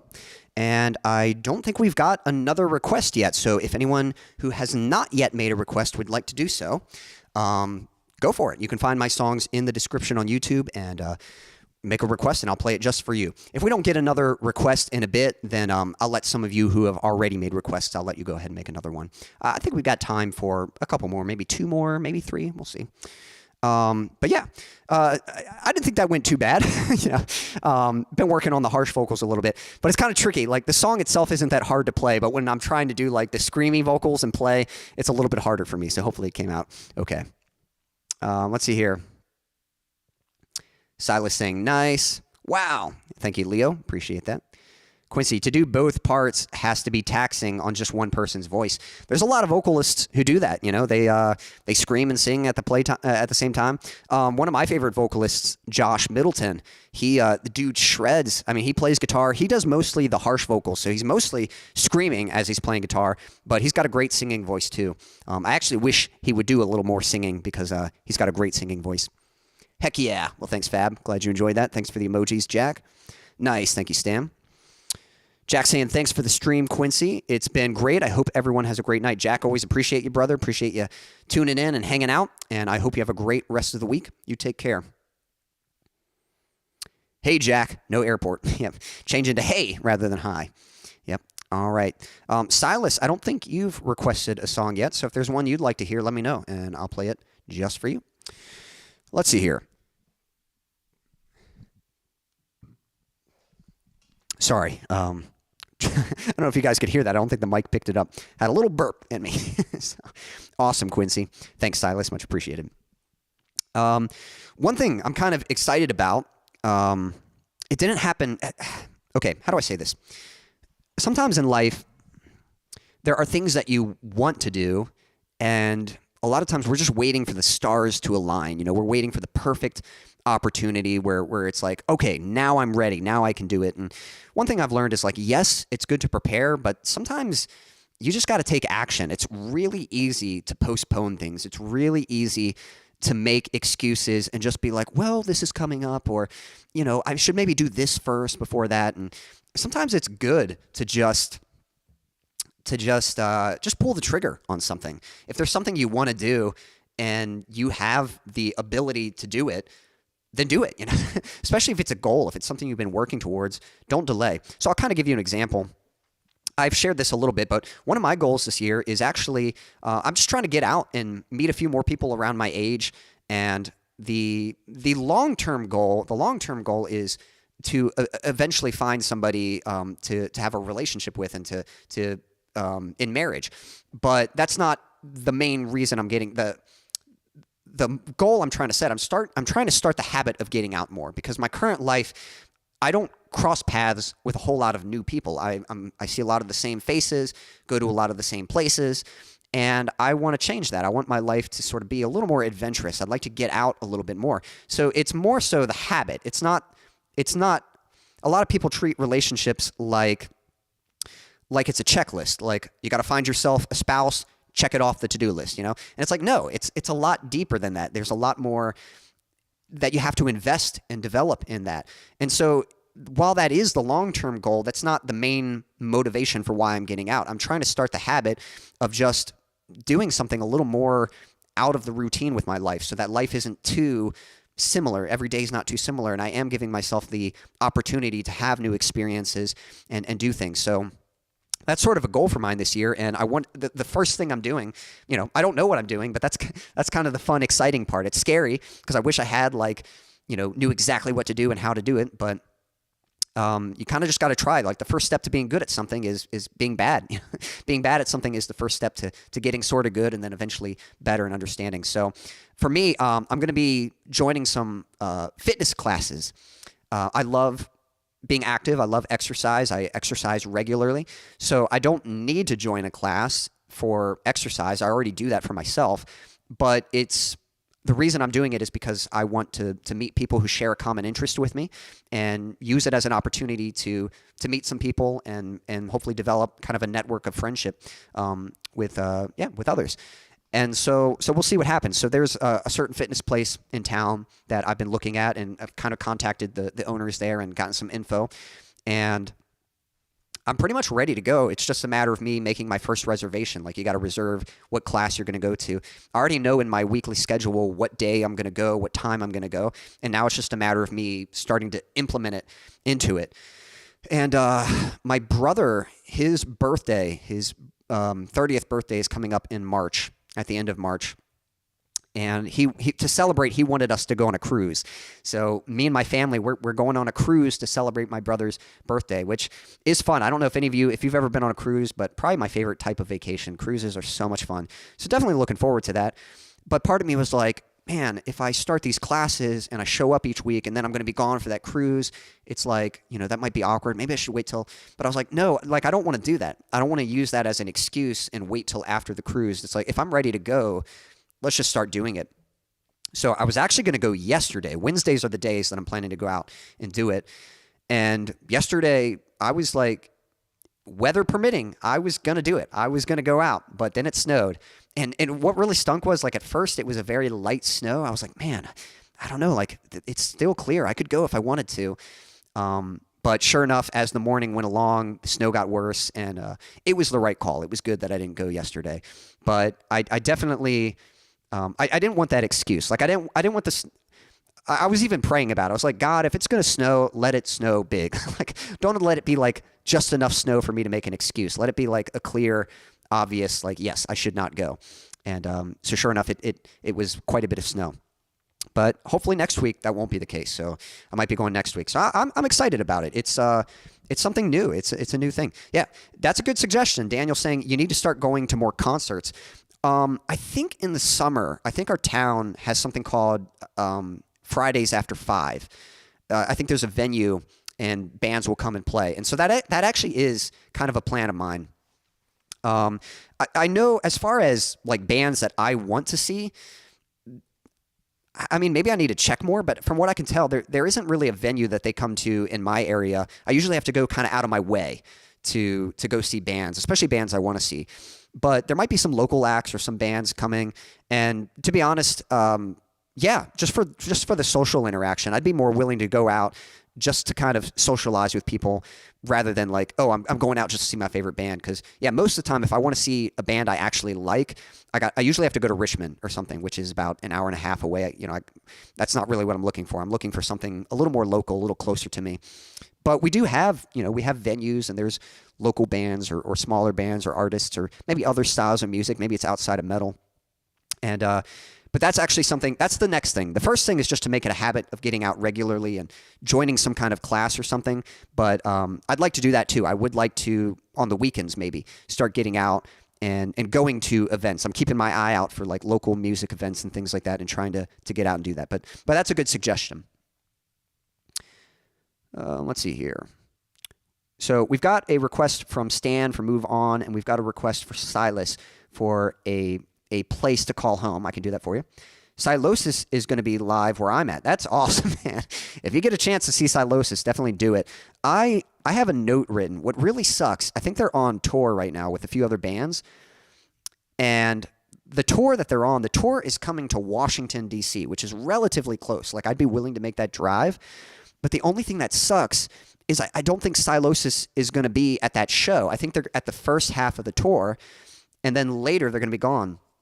So in May, whatever tour Silosis is going to be on, the tour is coming to Washington, D.C., which I would be willing to drive out to that show. But I think Silosis is only going to be on the first half of that tour, so I don't think they're going to be there. They're like one of my favorite bands, and I absolutely want to see them. So if they come to Washington, D.C., it's like I'm going. Like I gotta get out there and make that happen. I really want to see them. But it sucks. That's probably like the closest they're ever going to be to me. And I have a feeling they're going to be out of the tour at that point. So I'm not sure. I got to confirm that. I've got it written down. So I'll definitely check. But I hope they're going to be there. I would love to see them live. So yeah, Silas, if you get a chance, definitely check them out. I've seen footage of them play. I bought their live album. They are such tight players. They're good. That's going to be a cool show if you get a chance to see that. All right. All right, so I think I'm going to play Silas's request, and then Stan, I'll get to yours, because Silas hasn't made a request yet, so since he just made one, I'll play his first. Let's see here. Daniel was saying, I just took some friends to go see Lita Ford and Paralandra. I was about 5 feet away from the stage and got to take a pic with Paralandra. That's pretty cool. That's awesome, man. Yeah, Daniel, you're kind of in a good spot, and I'm not trying to make that as an excuse, but it sounds like a lot of bands come to Texas, so you're in a good spot to go see shows. But I'm glad that you do it, though. I'm glad that you actually, like, that's really cool that you do that. I think it's so exciting and so fun that you get out and see shows a lot. Where I'm at, there's not, the artists I want to see, they don't really come a whole lot. Whenever they do, I try to go see them, but yeah, that's really cool, man. And then, yeah, I think Silas is in Texas as well. They'll be at Houston Bay Music Center. So Daniel, hey, that goes to you too. If you want to see a good band, check out Silosis. They might be coming to your area soon. That might be a good show. I can't remember who else they're playing with. I'm pretty sure there's some other pretty good bands too. The other bands, they're like, for me, there's always like a main band that I want to go see, and then the others are kind of just the sweeteners. Like, they might be good, and it's like, okay, this is going to be a good show, but I wouldn't just go see it for those other bands. There's always that main band that I want to go see it for. I was really spoiled. Like, back in 2012, I went to Summer Slaughterfest, and man, there were so many good bands, so many of my favorite bands. That was like it wasn't the first show I went to. I'd been to a couple before, but that was like one of the first shows I'd ever been to. And it had Periphery, Between the Buried and Me, The Faceless, The Contortionist, and Veil Amaya. Those are all phenomenal bands that I really like. They were all there. That was such an amazing show, and that spoiled me. I don't think I've seen any lineup that good since then. You know, I've seen some of those bands again at other shows, but seeing like those many bands that I like all together at once, it's been a while since I've seen something like that. So that one really spoiled me. Yeah, Silas saying, if only you and me could go see Metallica together, Daniel. Yeah, that'd be cool. That'd be fun for you guys to meet up and see Metallica. Bullet for My Valentine is playing with them. Yeah, that's right. So Bullet is like, I used to not care for Bullet that much, but I've been listening to them lately, and they really are a good band. So I don't think I would go out of my way to see Bullet for My Valentine, but the fact that they're going to be at the show is awesome. Like they're kind of, that's a good example. They're like a sweetener band for me. So if Bullet for My Valentine was coming to my area, well, the funny thing is normally I wouldn't be interested. Now maybe I would. Maybe I would say, maybe for the social aspect, I would actually go for the socializing and not actually for the band. But if as far as music goes, like if Bullet was coming to my area, I probably wouldn't go out of my way to see them. But if there was a band coming that I liked and Bullet was going to be there, that would kind of sweeten the deal. Like that'd be a good second band on the lineup. Sounds like Daniel says, I'm in a small town. Silas is in a good spot. Okay, gotcha. The only thing about Texas, of course, Texas is big. That's true. So maybe you're just more willing to drive than I am. So I mean, yes, you do have a lot of good spots in Texas, but sounds like but you do put in the dedication. You drive out to those shows. So either way, I think it's really cool that you go to those shows. And yeah, Trivium and August Burns Red, same thing. I've seen August Burns Red before. They were like one of the first metalcore bands I really got into, and Trivium's quite good. So it's a great lineup, like a lot of good bands. The only band, like in that whole list, the only band I really want to see is Silosis, but all those other bands definitely sweeten the deal. All right. Let me go ahead and play a song for you, Silas. I'm going to play A Place to Call Home. Whoop. And kind of a fun little fact about this song. Again, this is kind of the first song I released as a solo artist, but I wrote the song back around the time that I was with my band. And you can kind of tell, like, you heard the song I just played, The Weight of Tomorrow, and you'll probably notice that this song is very much in the same kind of vibe. This is A Place to Call Home. Man, I must have passed it. I'm looking for the backing track. And there it is. Okay. Again, this one, when I wrote it, I could tell that it was going to have more clean vocals than scream vocals, so I didn't use it for the band.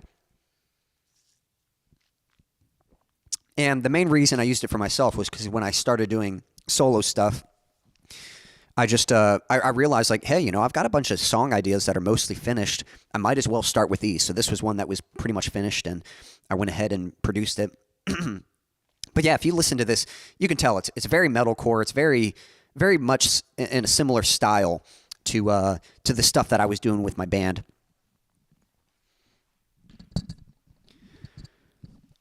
All right. Hope you like it, Silas. This one goes out to you.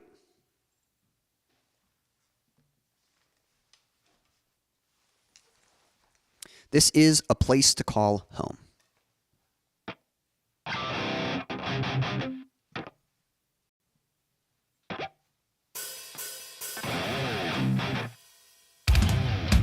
Okay, the timing was off. I'll have to fix that later. Something got moved around. There's another song that does that. There's a song where I have some rides and they come in too early, and that's what just happened there. The count was too early. So I'll have to fix that later, but we'll deal with it for now. Take two.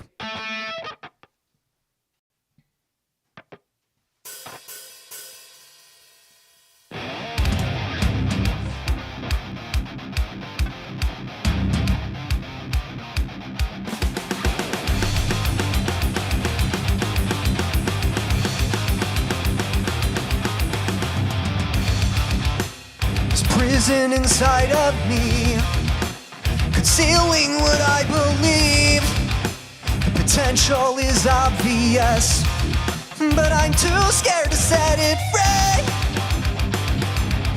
Break down the walls, show me your heart.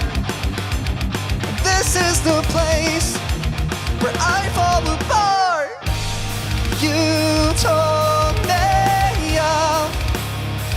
place to call home, someplace where I would not feel alone.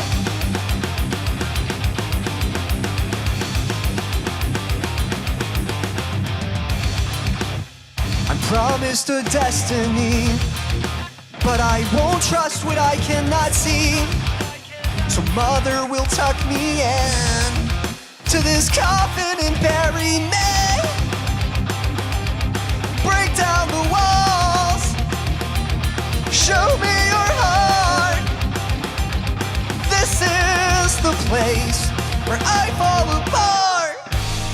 You told me of a place to call home, someplace where I could not feel alone. You showed me love like I'd never known. You told me of a place to call home.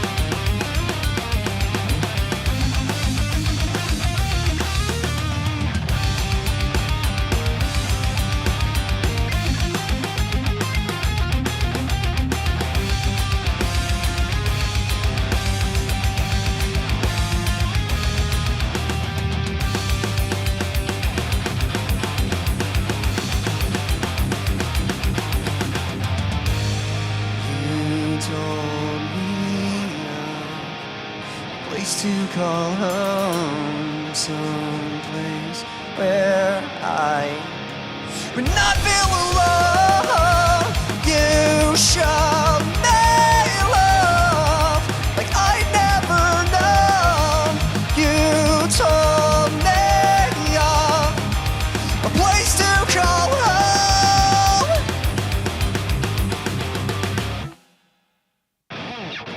There you go.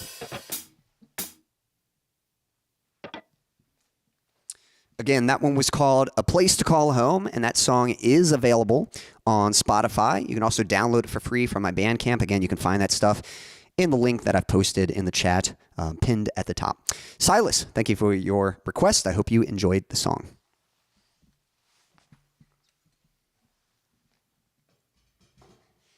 I got to be honest. Every time I finish the song and I'm trying to say thank you for your request, that's a little bit of a tongue twister. I feel like I keep pronouncing that weird. Thank you for your request. For your... It's like, it kind of gets, I don't know, it's sort of weird. Thank you for your... I think it's the for your. Thank you for your I'm trying to say that. Thank you for your request. Thank you for your request. That's kind of tough to say. Try saying that, and you'll see what I mean. Thank you for your request. See, it's tough. Okay, there we go. Thank you for your request. Catching up with the chat, and I think we've got time for... Yeah, I think we got time for one more. I know Stan had made one. If Stan's still there, we'll do his. But if not, we might, yeah, we'll get one more request. And then I think we're going to put a wrap on this. But let's catch up with the chat first. If you haven't made a request yet, definitely feel free to do so. You can find my songs in the description here on YouTube. Let's see. You got a...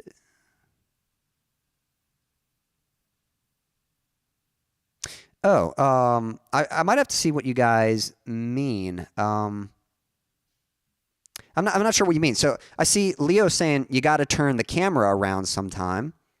And then Daniel was saying you should look into that one cam I bought, Quincy. It'd be awesome.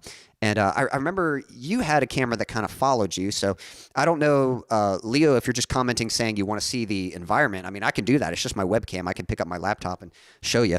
I'm just in a hallway here. So it goes that way. There's a couple other doors. Bathroom, hallway turns, and there's a bathroom over there. And then the foyer is that way. Over here is the end of it. The girl, you can see this water fountain behind me. And girls' bathrooms there, and then it's the wall and the window, and then the door into the sanctuary. So I don't know if that's what you meant, or if there was something I was doing while I was performing and you guys thought a camera would be nice. Maybe like during the solos. I know usually the solos I try to kind of step off to the side a little bit to get away from behind. Well, Leo wants to see the space. Well, I'll give you a quick little tour. Just a second here. Might be hard to hold the mic at the same time, but here we go. So here we go, a little behind the scenes exclusive. So whoop, you can see darkness. There's the hallway right there. Just goes to the foyer. And yeah, there we go. Exit sign right there. And then the other side, hopefully nothing comes unplugged. That'd be so bad. There we go. Yeah, there's our water fountains and girls' bathroom. There's a window right there. So there we go. That's where I'm at. I'm here at the church by myself all alone. You can see all the lights are off. I turn all the lights off because I add my own light. Here we go. You can actually see that. There's my lighting setup, lamp right there. And then I've got the neon lights behind me that I always set up. And then fun little fact that the door behind me, see the little thing above it? It says connect room. That's what it says. But that's always my guide. I always try to kind of use that to get the camera framed right. And so usually that's kind of a good reference for me to make sure the camera is set up properly. And there we go. So there you go. Little behind the scenes of what everything else looks like where I'm at. So there you go. But Daniel, Daniel, you'll have to give me an update. Are you going to be streaming? Are you going to be live streaming? I know you were doing kind of some test stuff earlier, but he's got a really cool camera, and I think it actually follows you. I think it kind of is it just autofocus, or does it actually have motion? Does it actually follow you depending where you move? I'm trying to remember.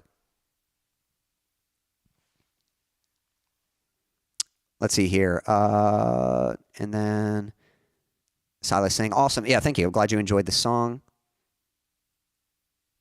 Silas was saying, one of my favorite of yours. Well, thank you. I'm glad you liked that one. And then, yeah, Leo was wanting to see the space. Laughing. I never expected you to be in a hallway. Yeah, a lot of people think I'm in a room. No, I'm in a hallway. And I can't remember. This just worked out to be a good spot. There's a little bench here. So that's where I set my laptop, and I got my gear over there, and then even this lamp is being held up with a couple things. I definitely have a system for it. It just, I don't know, out of all the places, it just kind of worked as a pretty good setup, and it's just kind of what I've stuck with. And then it's a vibe, yeah. It's I guess it is a vibe, I guess, you know. And Leo, I know you kind of came later. I think it was last year you started watching these streams, but if you go back to like some of my early ones. First off, the door used to be a different color. They recently got the church painted, and by recently, I mean like within the past couple years or something. That was a huge improvement because the old color was not nearly as aesthetically pleasing. And I used to not have any lighting. I used to use the ceiling lights from the hallway, so it was just fluorescent light. So pretty ugly lighting. And I didn't try to dress up so much. I just kind of wore like regular T-shirts and that kind of thing. And so I've definitely tried to up the production. I tried to set up lights for it, get things looking a little better. I try to dress up a little more for the shows. So I've come a long way. You know, if you go back to some of those old streams, definitely kind of rough. And then, yeah, Daniel saying, okay, so guitar, lights, camera, and a chair for your birthday. Well, thanks. Birthday's in October, so you guys can start saving up for that. But yeah, that's funny. Eventually, you know, someday it'd be nice. Again, right now, I actually have the internet speed at my home, but again, I just don't have the privacy. Someday, eventually, when I have my own place, it'd be nice to have something set up. Like right now, the way I stream, I have to pack up my gear and take it with me to the church and then get it all set up. And so once this stream is over, I got to tear it all down and bring it back home with me. But hopefully someday I'd have my own space, and hopefully someday I'd have my own space in a studio, and I'd have everything kind of already set up and ready to go. And right now it's kind of about being efficient. So yeah, so the only reason I don't use a chair is because the camera is set low. I don't know. We'd have to see. So when I do the acoustic streams, I bring in a chair and I sit. Right now, I'm just kind of crouching in front of the thing. But let's see here. I definitely like to stand for performing. I think it looks better. You know, for the acoustic ones, it's a little more chill, so I think it's okay to be sitting. But for the electric stuff, I like to stand. And, you know, the camera would be cool. I've definitely looked into that. I even have, like, I've got a nice camera and it might work, but it's more so just the time. It's like, I don't know that that's the priority right now. Like, eventually I might upgrade my camera stuff. The lighting was definitely more important to upgrade, but eventually upgrading the camera, I've got one that I could maybe use, but it would really just improve the visuals a little bit. It wouldn't really, I don't know. It'd be a little bit, I can't say it's a priority for me to like be like, oh, I need a second camera for a second angle, you know. Let's see here. Awesome background. Well, thanks, Silas. Yeah, I think I'm going to post one more song and then do one live stream as a celebration for 18 years on YouTube. That's awesome. Well, I'll definitely try to attend that as best as I can. And yes, the camera is on a gimbal and follows you. Don't know if I like that while playing, though, so I turned it off. Gotcha. But yeah, that is pretty cool. So yeah, looking forward to that. I'll definitely looking forward to the next video you put out. One more song it looks like you're working on, and then live stream. So guys, you heard it here. Daniel's going to do a live stream, so definitely be sure to tune into that. Be ready for that. Silas was saying, guys, what bands should I do if I do videos of top 10 favorite songs from a certain band? I mean, I'd say whatever your favorite bands are, you know. Like top 10 Switchfoot, top 10 Skillet, top 10. Okay, so you're looking for a bunch of bands.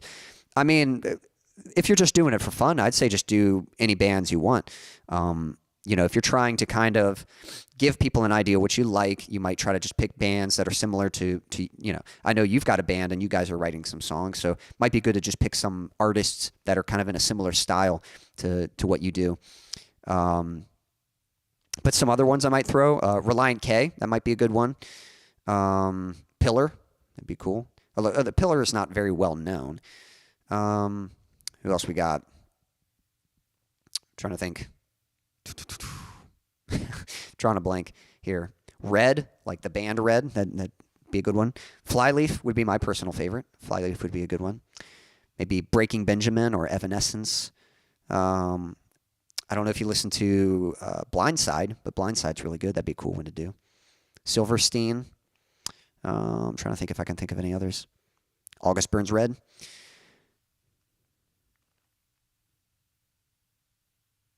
Let's see here. Nice, because I've really been thinking of making videos like that. Well, if you want to do it, I say go for it. You know, have fun. Just, I will say, you know, it just kind of depends on what you want to do, you know. If you're just making stuff for fun, then absolutely go for it. If there's a certain goal you're trying to get, like, I don't know if you have a certain, and I'm only saying that because that was kind of the thing with me. Like, when I first got on YouTube, it took me a while to, like, transition my YouTube channel from, like, a personal channel to more of a music channel. Like, I posted all kinds of music stuff, but there wasn't a whole lot of focus. I just kind of was all over the place with whatever creative project I was working on. And in the early days of YouTube, I did all kinds of stuff. Like, I did all kinds of different types of music, and I made short films also and that kind of thing. And I've since then learned, like, for anyone trying to pursue a career, like any kind of career, you've got to be very focused and have a game plan. And everything you do needs to be in that direction, supporting that thing. So, again, so I don't know what your intentions are. If you're just doing it for fun, then great. That sounds fun. Do whatever you want. If you're trying to kind of build up an audience so they know what to expect from you, that can still kind of work. But you might just try to be more intentional with the content you make. That's just something I wish I knew. I wish I was a little more intentional in making what I wanted people to know me for, and not just making what might, you know, what might get views. That was kind of the frustrating thing. Like, even the number of subscribers I have, you know, I'll tell you guys, but like, I've got a lot of subscribers on this YouTube channel, but most of those subscribers I think came from the music education videos that I made. And it's kind of frustrating because those subscribers don't necessarily reflect people that are fans of my music.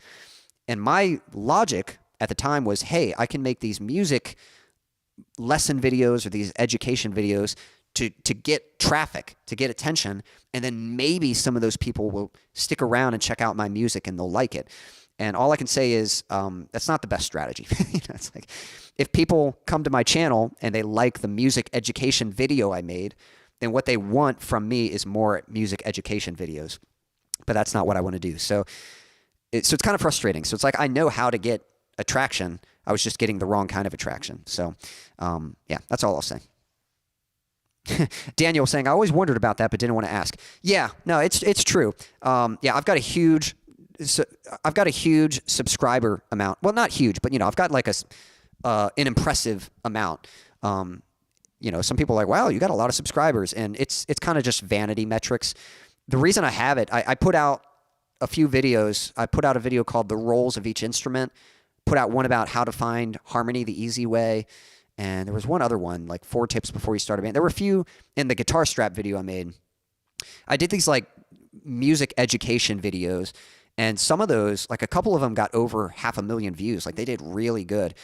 And even still, like I was trying to see if I could benefit from that. Like I went to those videos and I pinned my songs at the top, and I was like, hey, if you're fans of bands like this, check out this song. Or I was like, if you want to see this example used in in a rock song, check out my song here. I was trying to see, but I was not seeing the reflection. Like people that were finding my channel from those videos, they were not people looking for my music. And I actually did something. I don't know if you guys noticed, but yeah, Roles of Each Instrument. I actually unlisted those videos. So if you save them to a playlist, you can still watch those videos, but if you try to search them, you can't find those videos anymore. And that was kind of hard to do, but I just realized they didn't matter. Like those videos, like part of me wanted to keep it up because people did seem to get help from those videos, but it was just I was getting a lot of subscribers, and they're not interested in my music, So I just kind of realized like, I got to cut this, it was a few weeks ago, I went through my channel and went through a bunch of videos, and I basically unlisted any video that is not related to who I am as a music artist. I tried to keep just the stuff that was kind of impressive, or not impressive, but kind of in line with what I'm doing. So yeah. Yeah, Daniel was saying, because honestly, when you went live, I thought, man, where is everyone at all his subscribers? I don't even have 100, so it's understandable. Yeah, yeah, I got most of my subscribers probably from those videos. So part of me wishes, like I've actually been tempted. I'm not going to do it, but part of me was tempted, like, of making an unsubscribe video, like, hey guys, just unsubscribe. And I even looked up videos about, should I start a new YouTube channel? Like I wondered about that.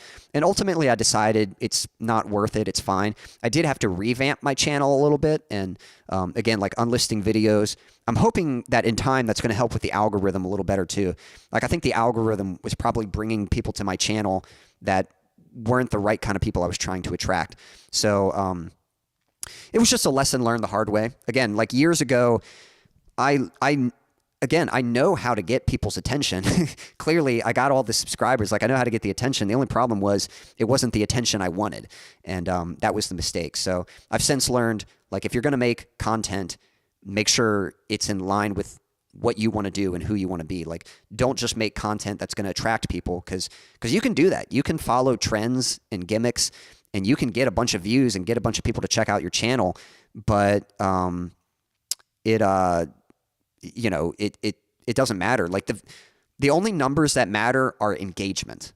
It actually doesn't matter how many views you get. It doesn't matter how many subscribers you have. The most important metrics are in relation to the views you have. How many likes and comments are you getting? So again, like a basic ratio. On average, it's expected, like, for every 100 views, you should get about 4 likes. So I guess for every 25 views, you should get 1 like. So an example of that, if you have a video that has 100 views and you have at least 4 likes, that's good. That's a pass. That's expected. If you have 100 views and you've got 10 likes, that's really good engagement. Anything more than that, that's like really good engagement. That's better. So basically, someone with a video that only has 100 views but has 10 likes, that would be better than someone that has a video with 1,000 views but only has 4 likes, because that's not very good engagement compared to the views that they're getting. Hey, Ray, hope you're doing well. Appreciate you tuning in. And so engagement is the most important thing. People liking, even better than liking, are people commenting, like actually, voicing their opinion and talking with you and engaging with you. Like that's better. Yeah, those are the important metrics. But just having a bunch of subscribers and getting a bunch of views doesn't really matter that much. Like, obviously, you want it's quality over quantity. You know, it's better to have 100 subscribers that actually like what you do, and rather than 1,000 or 10,000 passive subscribers that are just like, hey, I liked that one video the guy did, I'll subscribe in case he makes another one, you know.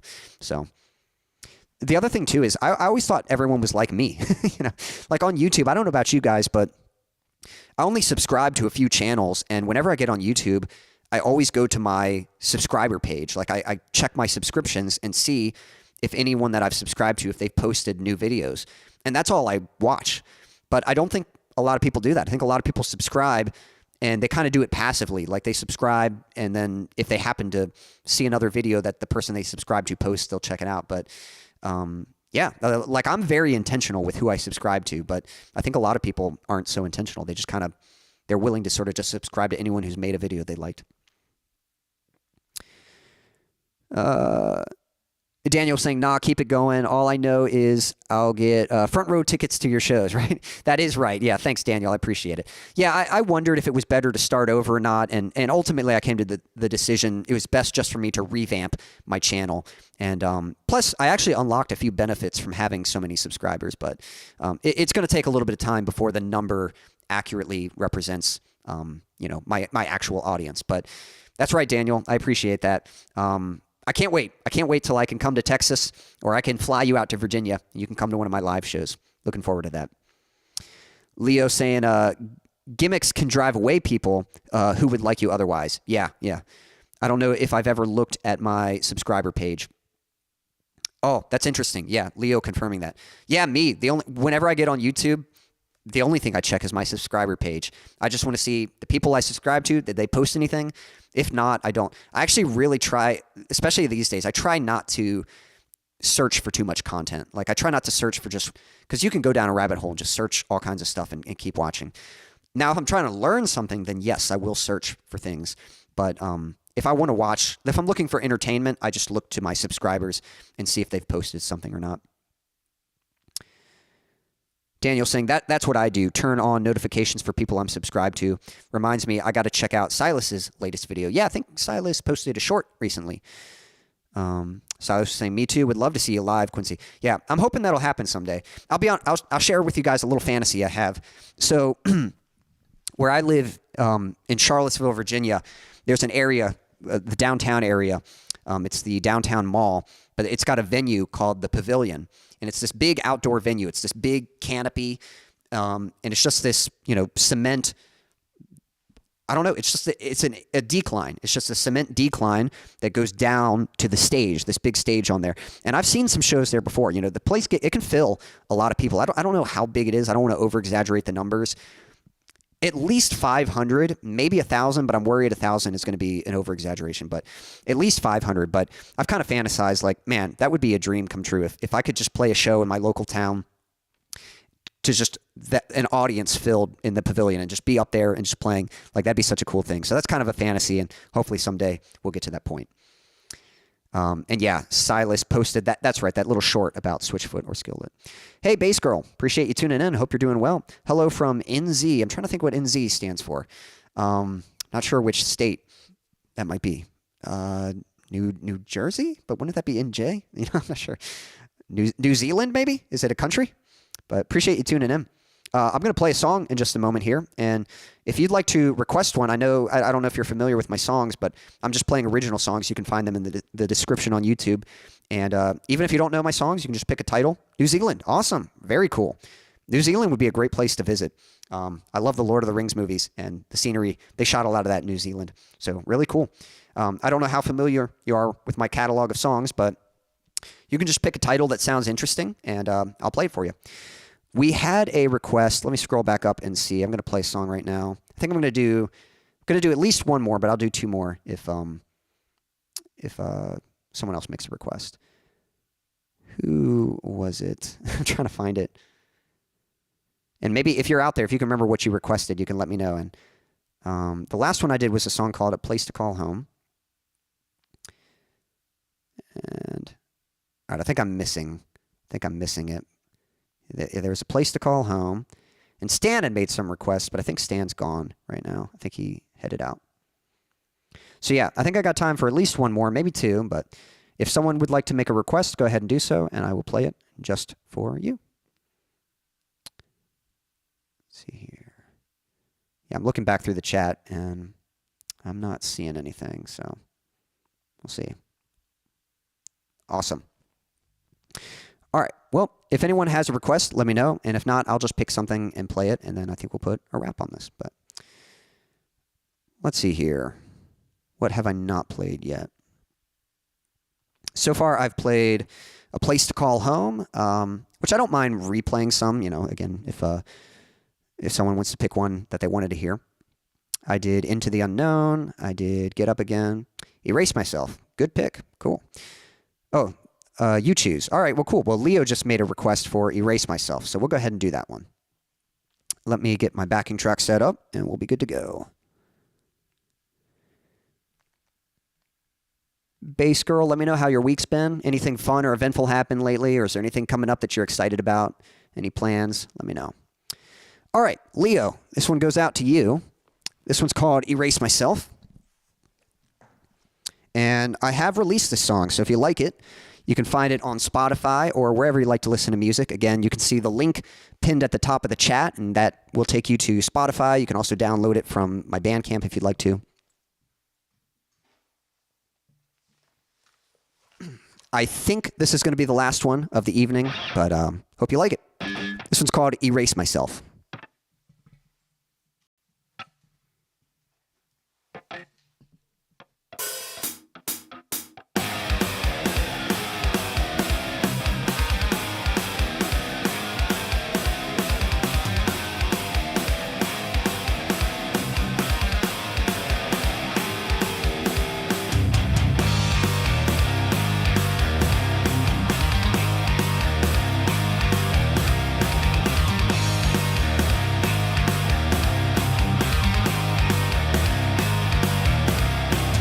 Take me away and break me into pieces. Hit me with the truth and don't pull your punches. And I'll brace myself for all this pain.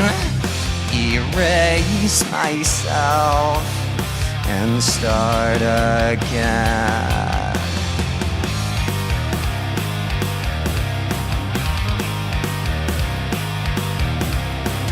Grab a hold of me and throw me in the deep end. Show me the flame that burns inside of me, and I'll brace myself for all this pain. Erase myself and start again, and I'll face myself with honesty. Erase myself and start again. Yeah, yeah.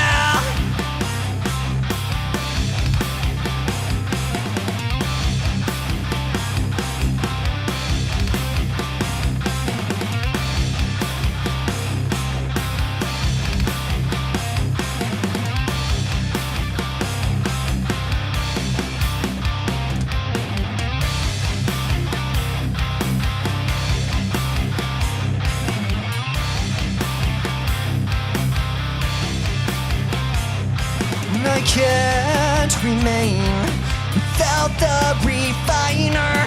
It's time to change what used to define me. Resist the pain. I have to keep fighting. Ignite the flame that's deep down inside me.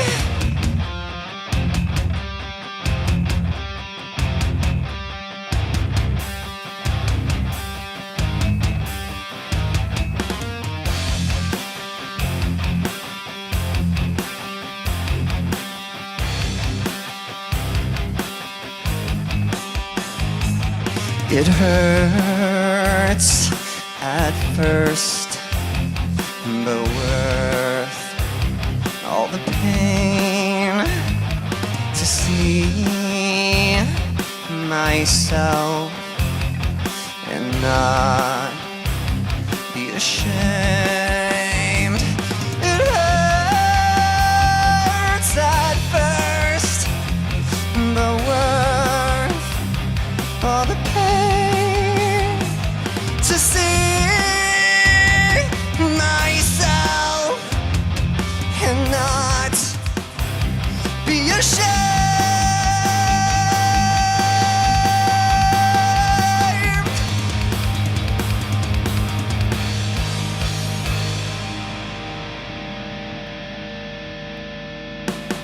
And I'll brace myself for all this pain, erase myself and start again.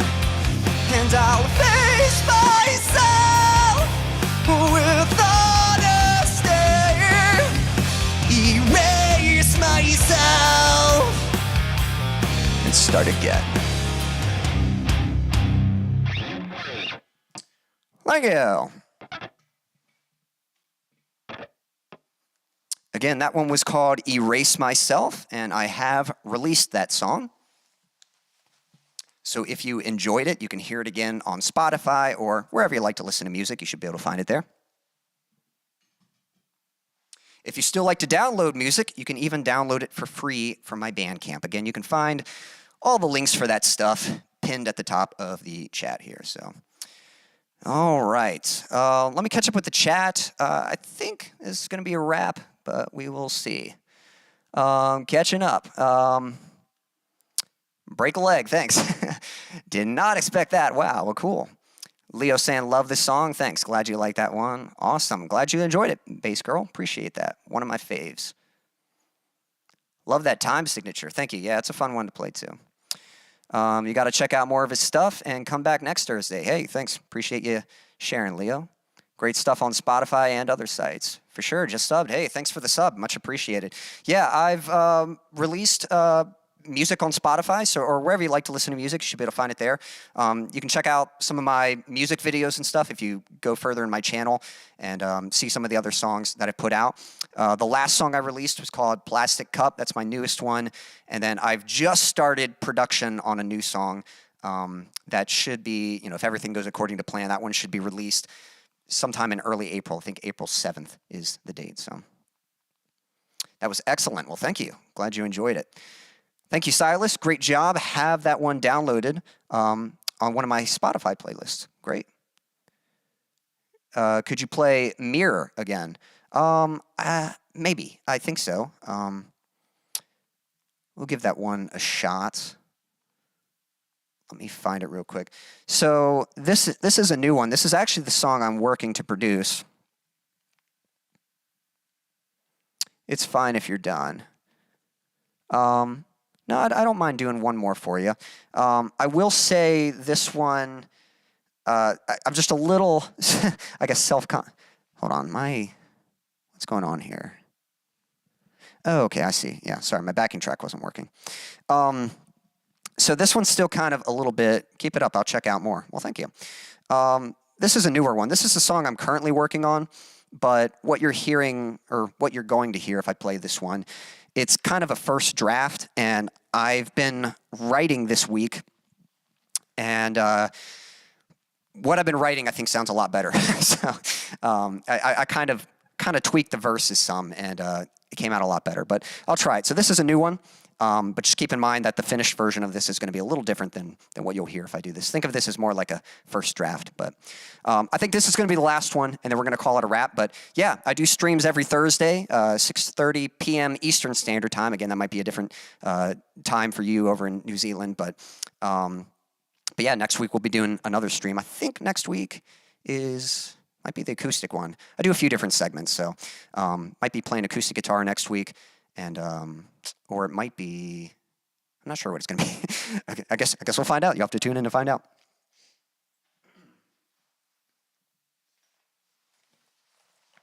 All right. I'm going to do this one anyway because I need to practice the vocals. Again, my voice might be a little worn. I'm going to be recording vocals next week for this one. So this one's called A Mirror That Was Broken. Hope you like it.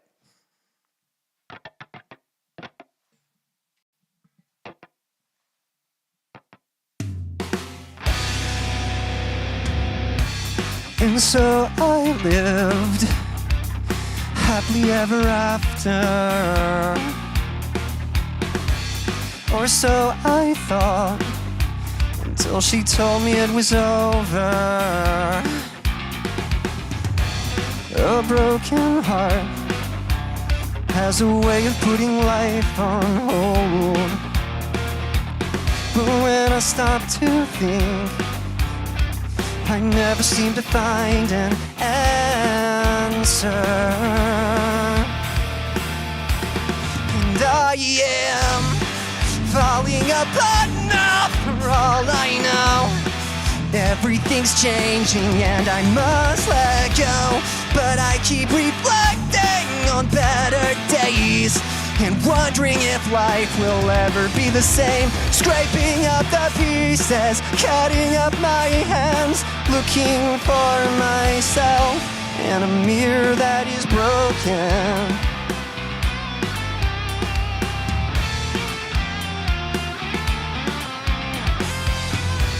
I said goodbye and never saw my friends again. Then took some time to see if I could make things clearer. It's a lonely drive when there's no one in the passenger seat, and I'll catch myself often glancing in the rearview mirror, 'cause I am falling apart now for all I know. Everything's changing and I must let go, but I keep reflecting on better days and wondering if life will ever be the same. Scraping up the pieces, cutting up my hands, looking for myself in a mirror that is broken.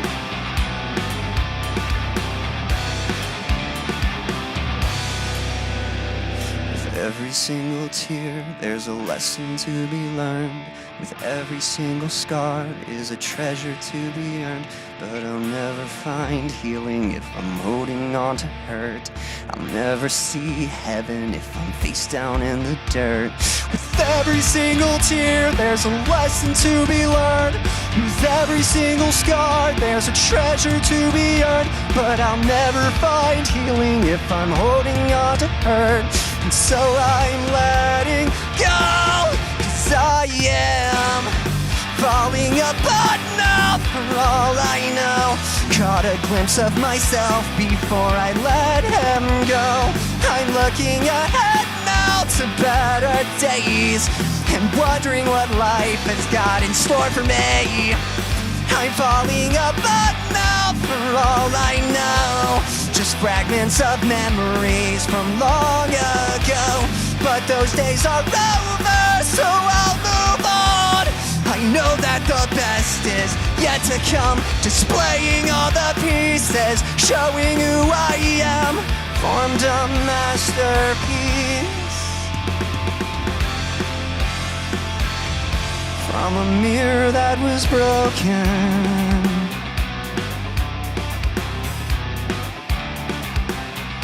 From a mirror that was broken.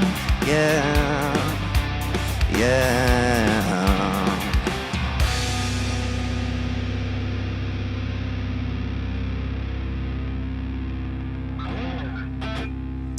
There we go.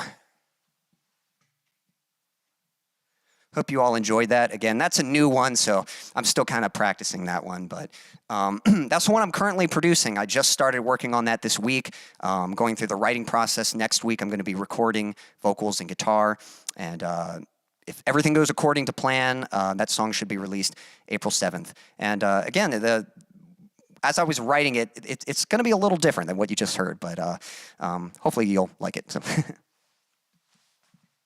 All right, we're going to catch up with the chat, and then I think we're going to put a wrap on this. But thank you so much for hanging out with me. I hope you all have enjoyed the stream. Just going to catch up with the chat here, and yep, we'll finish things up. Let's see here. Yep, just catching up. Up, bass girl, gotta run, take care. Hey, appreciate you stopping by. Leo was saying, I really do love your acoustic stuff, but I mostly listen to metal music. Yeah, I kind of enjoy both. That's kind of the nice thing about the stripped down versions is that kind of like I get to do the heavy stuff, but then I get to scratch that itch for playing a little bit of acoustic stuff. But yeah, I definitely like doing the heavier stuff as well. Love the backing track. Thank you, Silas. Glad you like it. Definitely my fave of your songs. Well, thank you. And one of my faves of all time. Well, I'm glad you really like it. And yeah, I've been excited working on it, and I'm excited for you guys to hear it. So it's coming. Love the song. Can't wait for its release. Awesome. The plan is, again, that one should be coming, I think April 7th is the date. And then I've actually got another new song that I've got a backing track for it. I just got to finish the lyrics, and then that one I'll be performing soon. I think I'm going to introduce that one maybe sometime in March. So definitely excited to bring more. I'm really excited to bring you guys some new music this year. So definitely looking forward to that. All right. We're going to put a wrap on this, but guys, thank you so much for hanging out with me. I hope you enjoyed all the songs. Again, that last one I just played has not yet been released, but it is coming. So definitely stick around and be ready for that one. If you want more music from me, if you'd like me to write more songs, to bring you more music, there's a few ways you can support me. The easiest thing to do is just ESP. So E, that stands for engage. So just by engaging with the content, so liking my videos, commenting, just watching all the videos, that is right. Sorry, I thought I said something weird. Listening to my music on Spotify or other platforms, just engaging with anything that I put out. Sorry, that's the next one. But engaging with the content that I put, that really helps. I definitely appreciate that. And if you want to stay notified about my content, definitely be sure to sign up for my email list. Again, the link that I've posted that's pinned at the top, in that link at the bottom there, you can sign up for my email list, and that just allows me to notify you. So when the new song does come out, I'll be able to let you know whenever I have new videos, whenever I do these live streams, you can stay up to date and notified about that. That's E. S, that stands for share. There we go. That's the sharing part. So we're trying to build this audience. We were talking earlier, but yeah, we're trying to find people who connect with the music. We're trying to build an awesome community here of music lovers. And so so by sharing my content, sharing these videos, inviting people to the streams, sharing my music and my songs, that stuff really helps. And then the last one is to provide. Again, I'd love to make more music. I'd love to do this full time, and I'd love to bring you guys more music. So if you want to help me, so it's easier for me to bring you more songs, bring you more music, then you can support me. Again, in that same link, there's a virtual tip jar. That's a great way to show some support. You can download my songs for free from Bandcamp, but if you want to show a little support that way, you can pay whatever price you'd like. And if you want to get yourself some merch, again, cold weather, get yourself something to keep yourself warm. You should get yourself a hat or a hoodie. You can find that stuff from my merch store. Again, link I just posted in the chat, and it's at the top there. So, guys, thank you for hanging out. Let's see here. Leo saying, jolly good show. Good night, everybody. Good night from Daniel. Gonna watch Ghost Hunters now. Good night. Enjoy Ghost Hunters, Daniel. Guys, I hope you all have a wonderful evening, morning, afternoon, night, whatever time it is, wherever you are in the world. Until next time.